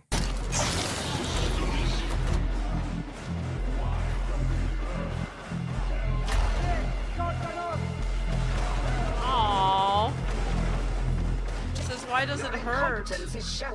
An excerpt from the Servitor creation factories. Naked human beings were standing in a switch-packed line between high fences. The Wait, manufacturer so the Mechanicum and the humans teamed up and they're enslaving and lobotomizing some people to become their robots, slaves. Produced servitors, but it was Okay. more akin to an abattoir than a workshop. Every surface was easily cleanable. Servitors with spray units surgically attached to their backs prowled about, hosing filth from slit drains set into the perfectly smooth, slanted floors. Oh, the Mechanicums are humans as well, even though they lived on another planet. Line slowly advanced, the people were passed through various scanning devices, most of them mounted in ugly, functional arches that let out a constant series of acceptance chimes. Occasionally, one would let out an angry blare, and the indicator lumens would flash red. The rejected person was then swallowed up by a trapdoor opening beneath their feet. From these pits wafted a hideous stench, and the grinding Oh, I see. It was a human colony on Mars. Okay, thanks, chat. sounds of industrial mincers. One rejected man grabbed onto the lip and hung there, arms and hands bloodied, shouting a stream of defiant profanities. Guards lined the grating either side of him and shocked him until he fell. The adepts wouldn't even waste bullets on these people. The trapdoor flipped up, and the next terrified person was ushered forward. Violent metal arms snatched them up and spread-eagled them in the air, and a servitor shearer shaved them all over. At another, they were subjected to a high-pressure counterseptic wash whose chemical stink made me choke from 100 feet away. More scanners, more rejects winnowed out. Machines forcibly dressed them in a heavy rubberized garment common to all monotask servitors. These were saggy on them, all one size, until another process force-shrank them to fit their bodies where metal cuffs, sockets, and collars bit into vulnerable flesh. The last few prayers gave way to screams at that point, and even the most stoic shouted in pain. They were ushered over a floor buzzing with power that made them shriek with every footstep. "What's that for?" I asked. "Follicular inhibitor, to stop their hair from growing," he said. Freaking sweet, Lois! As for their scientific pursuits, the Mechanicum believe in the preservation of knowledge above all and the quest to expand it. However, as opposed to just innovating and inventing on their own with their vast technological know-how, they believe that it is a form of tech heresy. You see, because of their religious viewpoints on technology itself, they believe that the instruction booklet itself is just as holy as the Lego set it builds, and to innovate on that without the proper written knowledge is to go against the divine word of the machine god itself. All knowledge is already in the universe. You simply need to rediscovering it and attempting to invent something to improve upon divinity is very heretical. Prior to the Age of Strife, humanity was able to populate the stars with devices known as standard template constructs. Oh, sweet! Man-made horrors beyond my comprehension. Or STCs. These devices were, as far as we know, supercomputers with the ability to pull up and detail how to create literally anything a startup colony would need. Essentially, they were devices with the entirety of human technological know-how so that you could make a home away from home. The Mechanicum will not make anything without an STC. Quite literally nothing, because this is the knowledge they seek, and that knowledge is divine. One time, scouts of the Imperial Guard found a functioning STC that provided the schematics on a knife that happened to be a bit lighter and a bit sharper than most other knives. These knives were adopted by 30 Space Marine chapters and were one of the most advanced discoveries of the century. This discovery was so significant that they were each awarded a planet for finding this. A planet for a machine that taught them how to make knives. Due to their religious organization, you can probably guess the Mechanicum are organized in a feudal structure with the highest individuals in power being a part of the priesthood. Cream of the crop being the fabricator general of Mars itself, who serves as a high lord of Terra, but also oversees the entirety of the Mechanicum below. Below them are I fucking love space fantasy set with feudal systems. Looks so cool. Priests that oversee the cult for the quest of knowledge and other more straightforward theocracy. Forge worlds tend to operate slightly more independently, what can cause some power struggles within the Mechanicum, because, you know, despite them all being weird robots, they love being given praise. And despite being the manufacturing end of the Imperium, they do actually have their own military forces. They have the Skitarii Private Army and all their various 1920s Martian-style mechanisms like Doom Crawlers, Castellan robots, and of course, the Titan Legions, because nothing is cooler than a robot that towers over buildings. Ultimately, their very dogmatic view on technology as a whole has resulted in any innovation becoming absent, thus causing the Imperium to stagnate as a whole. The lack of ambition to create anything new and the wholesale murder of anyone who even tries leads to things becoming derelict. I grow weary of this flesh I was born into, strangely disgusted by its nature. I crave only the cold, clean certainty of steel and silicon, that I might become one with the blessed machine. They're kind of like Frankie from One Piece. I do not expect you to understand, you who cling to your flesh as if it were immortal, seeking only to preserve it, to protect it. One day you will see the folly of your ways, and then no doubt you will come begging to my order to preserve you. After the groundwork had been set unification-wise, it was time to start getting things together for the Emperor's great crusade across the stars to bring humanity under one banner. The Thunder Warriors were a perfect fighting force for unifying Terra and Luna, but the galaxy was a whole different thing. You see, these warriors weren't soldiers in the eyes of the Emperor. They were tools, extremely blunt tools used for the fast conquest of Terra. As the Emperor was concerned, the tools you use at home aren't the same ones you take on a road trip. So the Emperor rid himself of his tools in the exact manner you think he did, and he went forward to crafting a brand new tool. One more mobile, more efficient, and ready for his next era of conquest. They shall be my finest warriors, these men who give of themselves to me. Like clay, I shall mold them, and in the furnace of war forge them. They will be of iron will and steely muscle. In great armor shall I clad them, and with the mightiest guns will they be armed. They will be untouched by plague or disease. No sickness will blight them. They will have tactics, strategies, and machines so that no foe can best them in battle. They will be my bulwark against the terror. They are the defenders of humanity. They are my They're my space marines. and they shall know no fear. The vastness of the Milky Way galaxy meant that wait, these are the guys from the trailer we watched. The animation trailer. The Space Marine guys. Emperor needed assistance bringing everyone back to the fold. And who better to do this than himself? But since the technology to be in many places at once does not exist anymore, the Emperor decided that it was time to become a dad, the same way Geppetto did, and with far less care. It is not my son, Archon. None of them are. They are warlords, generals, tools bred to serve a purpose, just as legions were bred to serve a purpose. What a dad. The Primarch Project was started to create charismatic and unique leaders in the Imperial military. The diversity of these eventual leaders meant that each one could be specialized for certain circumstances across the galaxy. Depending on the type of conflict, one leader might be better than the other. So instead of forcing one leader to acclimate to a situation directly, it would be better to send a specialized leader and force to handle it. In order to do this, the Emperor used his genetic know-how and maybe a little bit of that forbidden stuff to create these genetically perfect gene fathers that had the ability to serve as his analog directly, and also serve as the leaders of the respective Space Marine legions. All 20, all 18, that's right, all 19 of his sons were meant to be directly molded by the Emperor. Oh my god, the one up here is so funny. Himself, despite their genetic differences. And they go as follows in order. Lionel Johnson, Fulgrim, Percherabo, Jagatai Khan, Lehman Russ, Rogel Dorn, Conrad Kurz, Sanguinius, Ferris Manus, Angron, Robute Gilliman, Mortarion, Magnus the Red, Horus Lupercal, Lorgar Aurelian,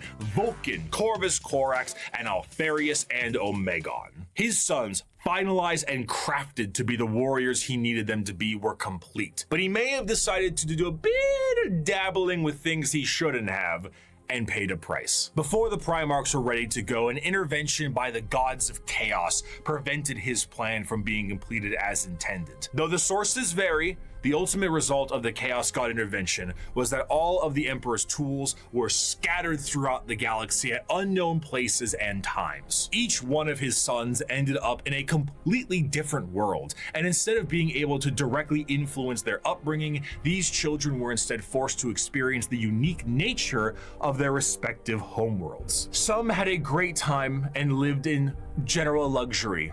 Others, not so much. Despite his closest advisor, Malkador the Sigillite, saying, "All right, Chief, let's try this one again," the Emperor sensed each of his sons were still very much alive, and one of the primary objectives of the Great Crusade shifted to reclaiming each of his sons so they could take command of their specific Space Marine legions and carry out his will. These original Space Marine legions that were created alongside their Primarchs go in order: the Dark Angels, Emperor's Children, Iron Warriors, White Scars, Space Wolves, Imperial Fists, Night Lords, Blood Angels, Iron Hands, World Eaters, Ultramarines, Death Guard, Thousand Sons, Luna Wolves, eventually Sons of Horus, the Word Bearers, Salamanders, Raven Guard, and the Alpha Legion. Space Marines, unlike their gene fathers, the Primarchs, are not made in a vat. There is a process to recruit more members from humanity itself, which seems a bit strange considering how massive a Space Marine is compared to a normal man, but don't forget, the Emperor is really good with genetics.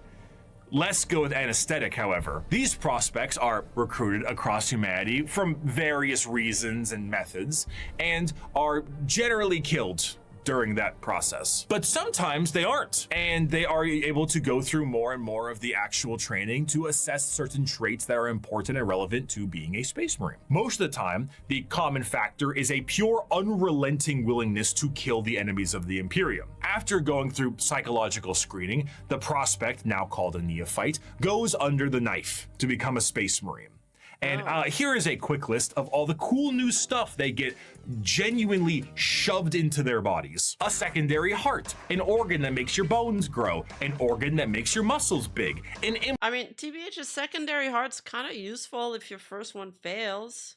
Also, there was a Primarch 0 prototype 1 stronger with a burning hate of all chaos, but he went insane and murdered an entire planet and wanted to kill all humans other than himself and his father because he viewed all other humans as unworthy of his father's love. Bro had single child syndrome. Implant that makes your blood stronger, a little organ that turns your white blood cells into super white blood cells, a brain implant that allows you to sleep while being awake, a pre-stomach that allows you to digest literally anything, a spinal implant that allows you to absorb the genetic memories of what you eat. Wait, they have a pre-stomach that can digest everything? They could eat my food then.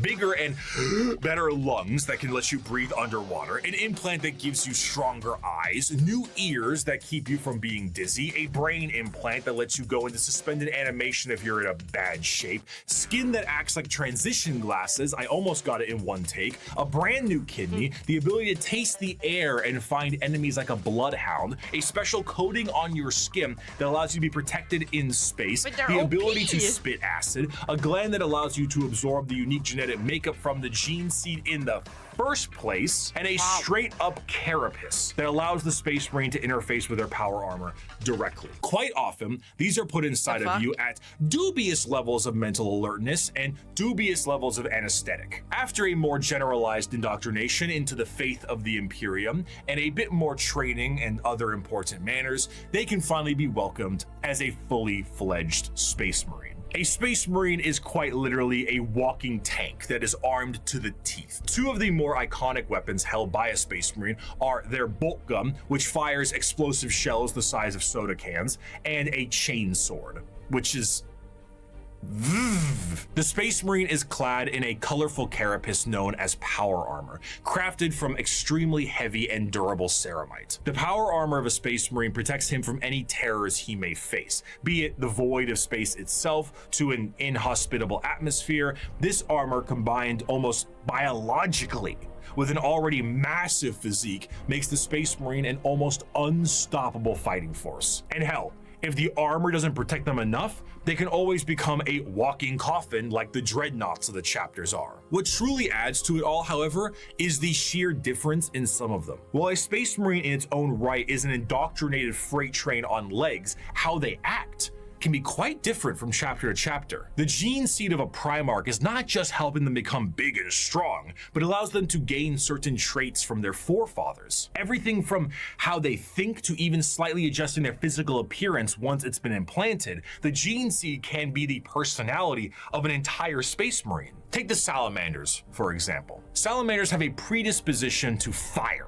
as a whole, and tend to be extremely large due to the size of their Primarch, Vulcan, and his enormous stature. Whereas someone like Sanguinius, Primarch of the Blood Angels, share more vampiric features and more angel-like qualities. A gene seed is not just aspects of the Primarchs, but they are also flaws too. Magnus the Red and his 1,000 Sons underwent something known as the Flesh Change, He's very a red. horrifying mutation that, while it made them strong psychers, would affect their bodies so terribly that they would mutate away from humanity. Where other factions have inspiration for their culture from our real world, like the feudal Japanese of the Eldar or Egyptian style the Necrons, each Space Marine chapter themselves carry an inspiration. The White Scars are motorcycle riding Mongolian fighters. These Space Wolves are Norse Vikings. The Dark Angels are Knights of the Round Table, and so on. This moves into their fighting style, and truthfully, there is no end to the characters and options when it comes to the Space Marines. Space Marines are the main symbol you see, and while many of them can be simply indoctrinated warriors who only care about conflict and can be quite boring, then you meet Dante, or Bjorn, or Argel Tal, or Karn, or Lucius, or Erebus. And then you discover the wealth of these characters and tools of war you can have. For 1100 years, I have fought and I have seen the darkness in our galaxy. I have seen the vileness of the alien and the heresy of the mutant. I have witnessed the sin of possession, and I have seen all the evil that the galaxy harbors, and I have slain all whose presence defiles the Emperor. I have seen what you will see. I have fought what you must fight, and I have slain what you must slay. So fear not and be proud, for we are the sons of Sanguinius, the protectors of mankind. We are indeed the angels of death. Despite being the poster children for Warhammer 40k as a whole, the presence of a Space Marine is a rare sight for the countless trillions of humans across the galaxy. Seeing one of these monstrosities is like seeing something akin to an angel sent by the Emperor himself. These angels of death are the essential fighting force to bring humanity back under the unified banner of the Imperium. Yet ultimately, the Space Marines are individuals torn from their families and conscripted to genetic modification and lifelong service for the dying Imperium. And though they are held in an almost holy light, most believe they are above and beyond the people they are designed to serve. Once designed as the protectors of humanity, they seldom view humanity as something worth saving, to the extent that it is a tiny, minute rarity, though not unheard of, for a Space Marine to put a normal citizen above them in any way. For most Space Marines and even their Primarchs, they are only here to do a job. They are there to kill the enemies of humanity, and I would be remiss if I didn't add at least one more of my favorite quotes to the tail end of this section. "The time for speeches is done," said Rogel Dorn. "The first great test is here. My order to you all is simple, yet heed it well, and exert yourselves to see it done. They are coming. Kill them all." While the Space Marines are the spearhead of the Imperium's Ruthless. Great Crusade and also a major player in its warfare, there is a significant amount of importance that must be taken on their transport. What sci-fi universe would be complete without its navy? When you think of the navy or ships on the open sea, you think of something that is sleek, something mobile, and something pretty big. For perspective, the longest self-propelled ship in history was the TTC-Wise Giant, an oil tanker that was about 458 meters long or over about 1,500 feet.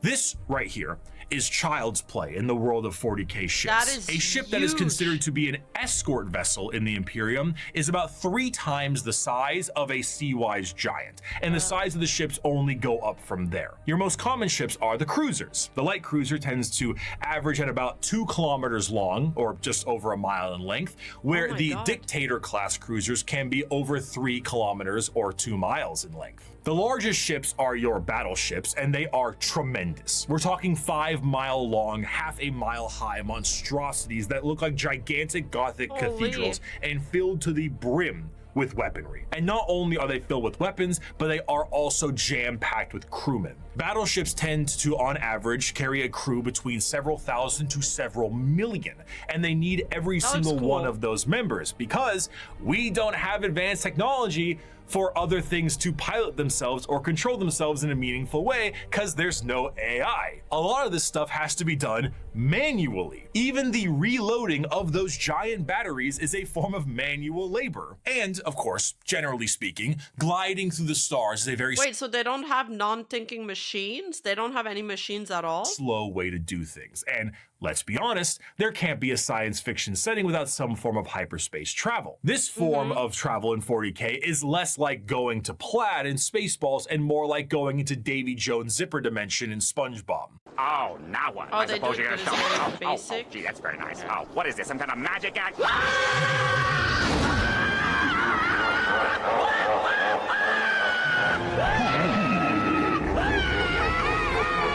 This is because it utilizes the immaterial warp to do so. Warp travel is handled by a navigator, which is an abhuman. It's a mutated human, don't worry about it. And they have a gene that gives them a third eye and the ability to help steer the ship through the warp, which, as we know, is hell itself and unreality. Now, this might sound exceptionally dangerous, and that's because it is. Now, the ship does have protection in the form of a Geller field, though. Originally, I assumed the Geller field is what you think it is, a large force field stopping all manner of horrible things, like demons from the warp tearing apart your ship. How wrong I was, though. So space travel through the warp basically involves riding on the Sea of Souls. Hell is real and you can surf on it. So you allow the current to carry you and the navigator to direct. But how can a current of souls and unreality carry you when it doesn't obey the laws of physics, time, or, again, reality? What a Geller field is not a force field, but a comatose Imperial psyker dreaming of reality. It is not a bubble. It is a force of reality being projected by mutant Sleeping Beauty to counteract the unreality of the warp that you can then surf on. This, of course, is not a foolproof method of travel, and Geller fields can and do collapse fairly regularly. Being subjected to the warp itself without this Geller field is a terrifying prospect. In the best case scenario, your ship will be torn to shreds, but there are countless instances of ships being thrown out of the warp randomly throughout time itself. You leave for a 2-day mission and you come back 90 years in the past. Maybe you feel like you're lost in the warp for a century and it's only been 45 minutes. And that is only if the waves of souls don't rip your ship apart or have demons arrive on it to do unspeakable Well, as long as time doesn't advance, it's not that bad, I guess. things to the crew. The Imperial Navy is an astronomically powerful force for the Imperium because the sheer volume of ships and guns on those ships create firepower that can sunder planets. This is all juxtaposed with the sheer backwater nature of these ships. While they are manned by crews of zealots, they are also operated with such a backwater tech, it completely confuses the reader. You see the long batteries of portside cannons that the ship has, and remember that AI is heresy in this world and that all the mechanics are utilized by lobotomized slaves. So how do they load these? Well, they have gun gangs, massive gangs of hundreds of people manually loading these cannons. These are genuine gun loader gangs that get into gang wars and squabbles. On the ship's bridge, you may find the captain himself hardwired directly into the ship's chair permanently to control it the best they can. Giant screens of hololith data fill the room, and sensors across the ship are just as likely to tell you information as a serf running up to you with a scroll of parchment is. You reach to a microphone to shout orders down a hallway as paper readouts tell you information of the enemy, and holy sigils and candlelit incense burners gleam your next move. While the is not a specific faction of the Imperium in the same sense and format of this video, it is what shepherds around the entirety of its armed forces. Every Space Marine Primarch had a flagship, and every strike cruiser and battle barge has a story to tell. But if there is a single thing that the Shield of the Navy does the best, it is to help support and supply the monumental forces of the Imperium. The hammer of the Emperor himself, the the uncountable men and women of the Imperial Guard. I don't care if these things have adapted to resist our las guns. If we can't kill them with our rifles, then we'll kill them with heavy bolters. And if we can't kill them with heavy weapons, we'll use grenades. And if grenades don't work, then we'll fight them with our swords and our knives and our bare hands. We'll drown them in our blood. That's what it means to be a soldier of the Imperial Guard. Now follow me.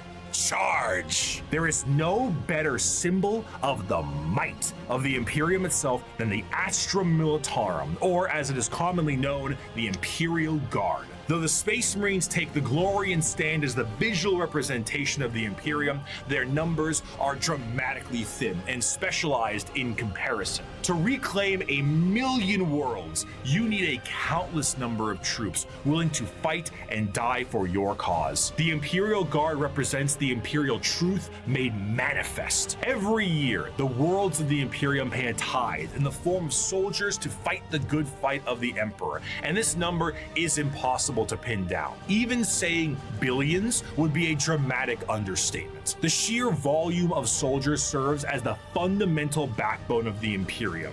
99.9% of battles fought by the Imperium are fought by the sundering might of the Imperial Guard. With the knowledge that the Space Marines are essentially sentient tanks, what do the members of the Imperial Guard have? If they're the might of the Emperor himself, are they not suited up in a similar way?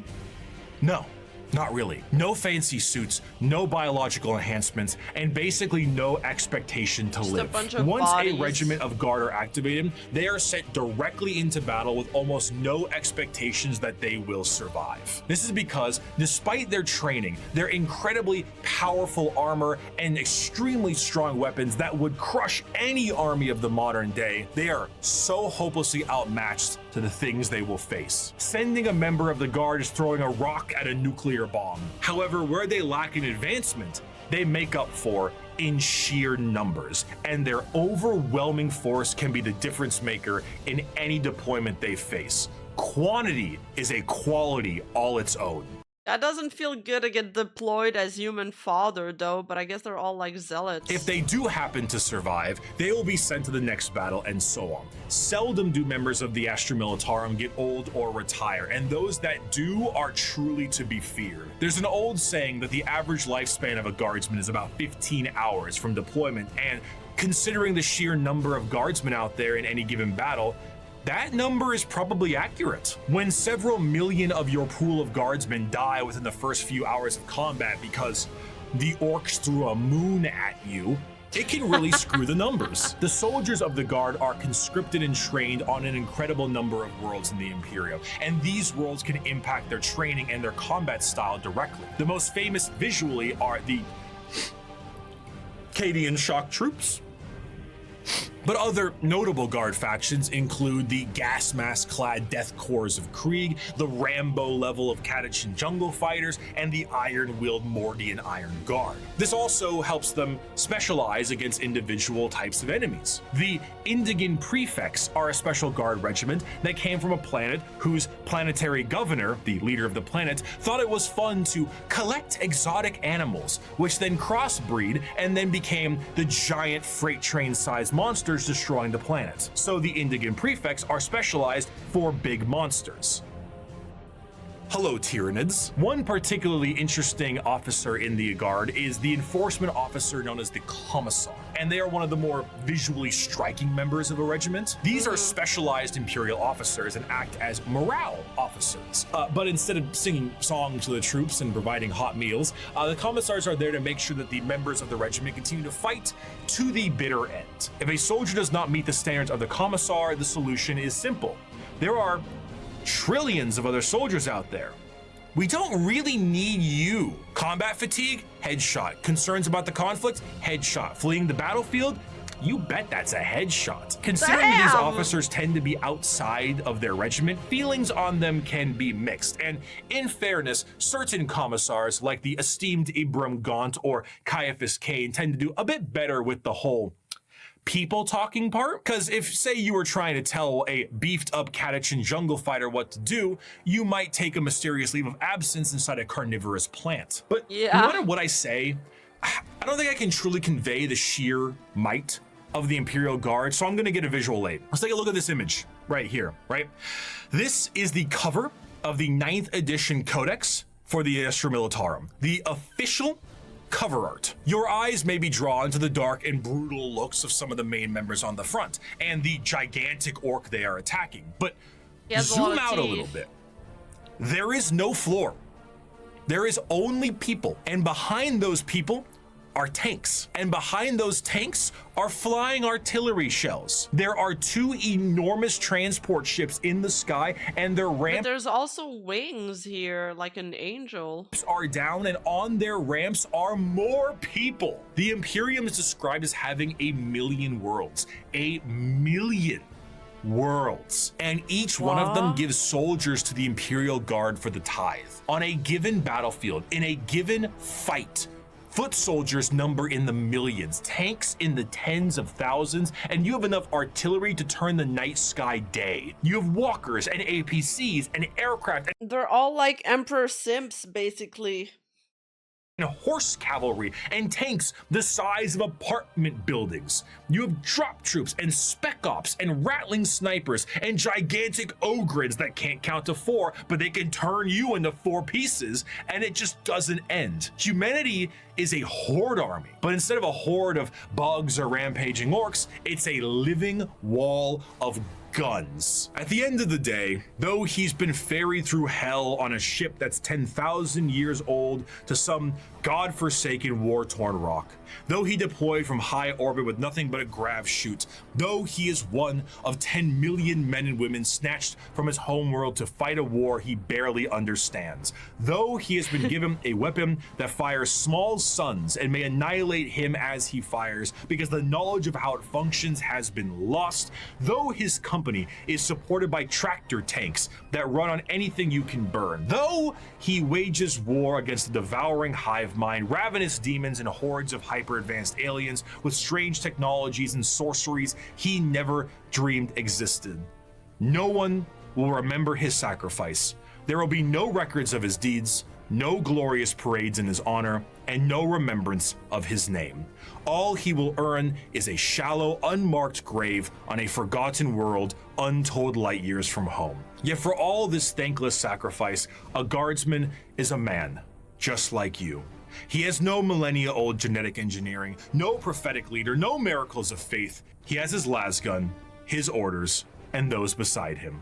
He is the Imperial Guard, and he will hold the line. In the end, the Astra Militarum, despite fighting for the honor of the Imperium, are their own form of a massive horde army where individuality does not matter. They are Yeah, but what's their motivation? Is it just their religion? Because they're being given, like, their planet is given them as foot soldiers. In Warhammer, you either simp or you die.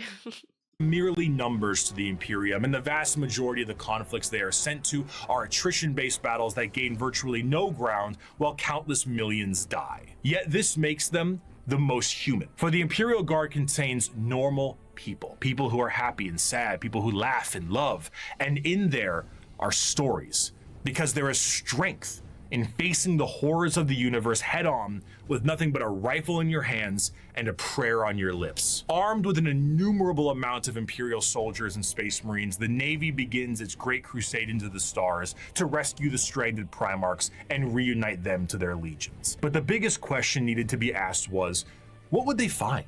The age of strife lasted for thousands of years. If a civilization was still alive out there in the galaxy, what would they be like? The technological advancements of humanity prior to and during the Dark Age technology was unfathomable. It allowed them to spread through the galaxy with ease and allowed them to settle once inhospitable planets. These branches of humanity were provided with the vast knowledge of human creations and were given gigantic machines to make arduous labor and ease. The spreading of these massive colony ships was known as the Long March, and these ships would be retrofitted into settlements upon arrival to their new homes. Accompanying them were the gigantic pieces of farm equipment that served multiple purposes and the specialized pilots that could maintain them. They were not only able to tend the fields and do labor, but when interstellar communication was cut off, they also did a great job of protecting the colonists against both threats demonic and alien. Because of the significance of these machines, those that could...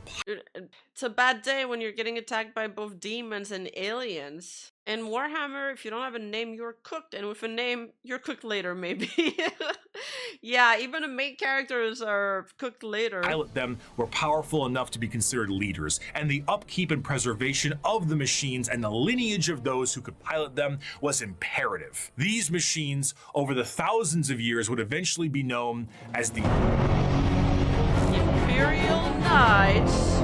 He must be humble of heart, strong of arm, be savage in war, loyal to hearth, and follow deeds of glory. He must keep honor with all, banish cowardice from his doings, and bring his house no shame. He must serve the emperor and defend the Imperium, thus should a knight rule himself. The age of strife caused these colonized worlds. Everything alive right now is everything that built or had a resistance to the last gun. It really is the mightiest weapon humans made. Oh, so at least their last gun is powerful. At least. To be cut off from the Imperium, and the reversion of these worlds resulted in the reverence for this farm equipment turned feudal, and the leadership that controlled the devices became viewed as a noble hierarchy. During the Age of Strife, exploratory fleets from Mars found plenty of these worlds, and it seemed the majority of them reverted to a similar state. Like King Arthur seeing Merlin himself, these feudal worlds welcomed the tech priests of Mars with open arms. The mutual relationship between the Admech and the nobility was beneficial. The Admech were able to secure more worlds for mining resources and potentially long-lost STC information, and the noble houses were provided with technological know-how and modifications from the Admech themselves. The suits became more and more specialized, and their history... Wait, but they have bad aim individually? No! They have the Stormtrooper syndrome? Mere pieces of equipment were lost to time. What was once a tractor became a killdozer, and the Imperial Knights were born. Unlike other military aspects in the Imperium, the nobility of the Knight houses remains just that, a nobility-focused feudal hierarchy that swears fealty to either the Mechanicum or to Terra. Like the Knights in our history, once they swear fealty, they can be called to aid their respective allegiance in the heat of battle. The ones that swear fealty to Terra are led by the High Monarch, while the ones with the Mechanicum are led by the Princeps. The ones with Terra might be sent directly to the front line of war, while the ones with the Mechanicum tend to be sent to protect the Forge world. And the heraldry of these houses is what you'd expect from a generic history of knights. Houses pledging allegiances here and there, your run-of-the-mill War of the Roses aesthetic. Except instead of ponies, you have gigantic death machines. These knights can't seem to be piloted by any old person, however. A member of the nobility of any given knight house must go through the ritual of becoming. This ritual involves them sitting on the device used to control the knight, known as the Throne Mechanicum, for a full night. What's wrong with that? This is literally like a space medieval Gundam, basically. I mean, sitting in a chair for a full evening sounds pretty great right about now. So, a pilot cannot drive a knight. They can, but it moves about as effective as Ripley from Aliens 2, big, lifter thing. It is, in a sense, a beast that must be controlled, and a pilot must merge with it. The mind of the noble is connected to the machine and must fight with the mental signatures and personalities of the prior pilots as well. Everything a knight experiences in battle is felt by the pilot themselves, be it the general movement in the battlefield or damage sustained by the machine itself. If a knight's leg is blown off in battle, the pilot could experience a broken bone in the same spot. The merging to the machine forever changes the mentality of the noble that experiences it. This connection reinforces a strong degree of nobility and honor in the pilot, and a desire to fight for the glory of their house until the bitter end, as their ancestors' minds are linked directly to the knight. The size of these knights can vary, but generally speaking, they stand in the ballpark of 30 to 50 feet tall and are protected by a thick adamantium armor. Beyond that, they have their own unique ion shield generators that give them added protection, and when it comes to their looks, the most common pattern across the Imperium is the Questoris pattern, and is honestly the one you're probably thinking about right now. But there are also smaller versions like armatures and bigger ones known as the Dominus. As for a loadout, these guys are essentially a violent Mr. Potato Head. Battle cannons, Gatling cannons, heavy flamers, thermal cannons, up close and personal, how about a gigantic chainsword or a straight up gauntlet? And for that empty spot up top, screw it, more auto. Your ancestors see all the goon you think about? That's terrible! Dude, when you're in that machine, you better remain focused and not let some of your thoughts go astray.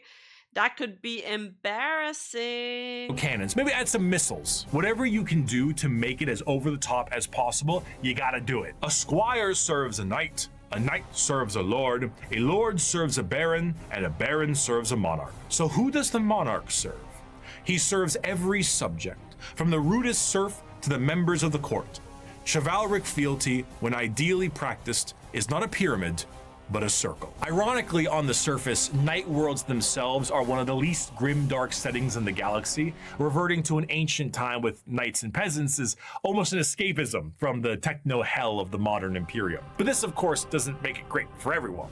It sounds fun on paper to play a game of knights, but it's not so fun when you're the peasant of that world. For the knights themselves, the knights give their entire lives to the Throne Mechanicum, and their reality is not their own, as they have to hear the voices of thousands of generations of their ancestors controlling their actions and their lives for as long as they live. It's a strange dichotomy. When it comes to Warhammer, most to all jobs tend to be terrible. However, if there was one that could be considered enjoyable, it would be the pilot of a knight, or a princeps of their larger cousins. While it does contain an egregious amount of hardship to be a knight pilot, you do enjoy a wealth of privilege. A knight pilot is often an asshole who can back it up. The rich noble that, despite his braggadocious behavior, is still very much him, and he will continue to be him. But knights are not the only thing that the Imperium found lost in the stars during their Great Crusade. Due to the circumstances of the Age of Strife, humans were changing and adapting to their new homes they were now isolated on. Some of these humans evolved over thousands of years to adapt to these areas, and they were known as abhumans. Many abhumans found their way into the Imperial Guard or other lesser positions in the Imperium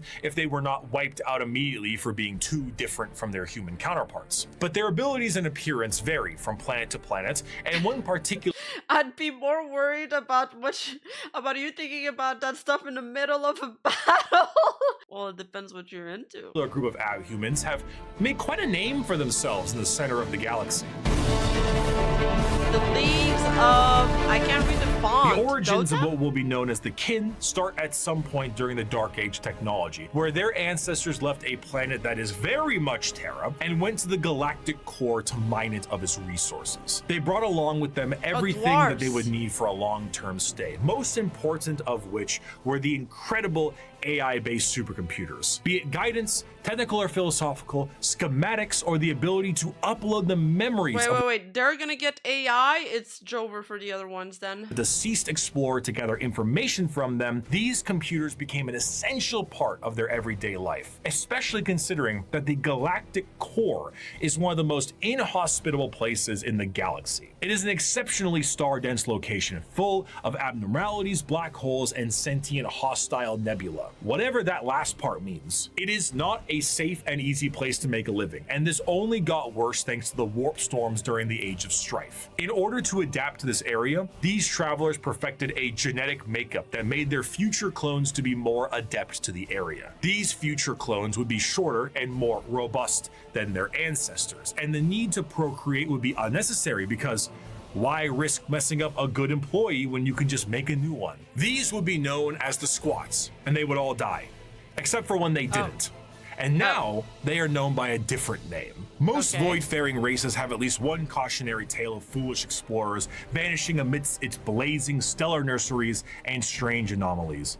Yet for the Leagues of Votann, the galactic core has been home now for millennia. These squat humanoids would begin to establish themselves in the core, and their goals would be the same as their ancestors. Rock and stone! But like, actually kinda, yeah. Whenever one of them would die, they would know that that sucker would need to be uploaded to the machines like their forefathers did. But the original purpose of these machines was lost to time. What was once a technical resource for them turned into a ritual known as joining the ancestors. And the fact that they were clones at this point meant that the same copy of the same individual would be uploaded countlessly. The sheer overuse of these computers and the repeated uploading of redundant data has turned these once powerful supercomputers into your parents' computer after you installed LimeWire on it, and whose 50 Google Chrome tabs definitely contain information they will return to one day. So much corruption that these computers began to develop the makings of a personality of their own. These would be known as the Votann, and the kin, this dwarf-like abhuman of humanity, would revere them. The Votann still operate to this day, but the volume of corruption have made anything outside of their very basic functions highly unpredictable. They may not answer a question for centuries at a time, and if they do provide so it acts exactly like ChatGPT. Cool. an answer or data, it has become so corrupted and so incongruent that it takes a literal kin wizard to comprehend it. The kin, much like the dwarves of fantasy, exist nowadays as a mercantile species that constantly work to mine and manufacture. However, their capitalistic desires are dangerous. The biggest crimes a kin can face are being lazy, unproductive, and breaking a contract. Stellar conflicts have broken out over hundreds of years due to the breaking of a deal. So if you signed a contract with a kin, you best stick to it. Because of this, the kin have been known to interact with other species in a fairly common manner. This includes humanity, who have met various members of the kin multiple times but constantly considered them to be all a different species. Famously, the Imperium noted that the kin they referred to as the Squats were their own species and were wiped out by the Tyranids. Little did they know, they were still around. The kin are acutely aware of two things. The first is that the humans of the Imperium are deeply terrified of technology, so the sheer existence of the Votann is a secret as well as the truth. This extends also to the Iron Kin, sentient robots that are treated in the same esteem of flesh and blood kin because kin is kin. The second thing they are aware of is where they're from. They are fairly confident that they are from Terra, and they know that if this secret was to be known by the Imperium, that the Imperium might want to take ownership of them and everything they've built. So the more alien they are, the better. Now, this sounds fine and good, right? What could possibly be wrong with these guys besides the hyper late stage space capitalism? Well, we have to go back to their creation. The kin are an entirely clone-based race made from the computers that are exceptionally difficult to recreate. These machines, the Votann, are becoming more and more unpredictable and derelict. If anything were to happen to these machines, it would be a twofold ending of the kin. New kin cannot be reproduced, reducing their numbers, and the existing kin would have no further purpose because the end that awaits them would be non-existent. The horror of the kin civilization is that the entire purpose of their lives is to do the best they can at their duty and upload all they know to the Votann, their ancestor cores, join their ancestors. But doing so is actually the thing that is killing these supercomputers in the first place. The ancestors were dead, but through the first truths, their legacy continued. And though their eyes had shut long ago, indeed the ancestors were watching, not with a gaze from eons gone, but with the eyes of every living kin. Each generation was the embodiment of the ancestors cast anew by the Votann. The galaxy changed. Stars died, planets were destroyed, and civilizations fell. But as long as the Votann endured, the ancestors still lived. I do want to end this last bit with an enjoyable quote from one kin. As you may have assumed, the Leagues of Votann are space dwarves with a corporate sci-fi motif, but they are still very much dwarves. They're squat, they're strong as hell, and they hold serious grudges. This time it's just more about your contracts than anything else. And so because of this, they might treat most things about how you would expect a capitalistic dwarf would treat things. You misunderstand, human. I am not here to debate. I am not here to compromise. What you see as yours, I am taking for my kindred. You want to bargain? Torek, unholster our means of negotiation. As the Great Crusade continued, humanity would find their missing Primarchs, reestablish the locations of all of their various worlds, and finally reclaim what the Emperor was always hoping for. But eventually, all the Emperor sought to build would be his undoing. His original attempt to have all of the Primarchs lead his great armies and usher humanity into the better ages would end up crumbling down. And we will learn about how the Imperium backslides and the horror of the modern day of 40K in part 2. I will see you very soon. Thank you so much for watching. My god, there was so much work put in this video. Jeez. What a deep dive. I like how the dwarves are basically Black Company CEOs. Hey, you! Don't forget to like and subscribe and hit that bell button. And I'll see you in the next video.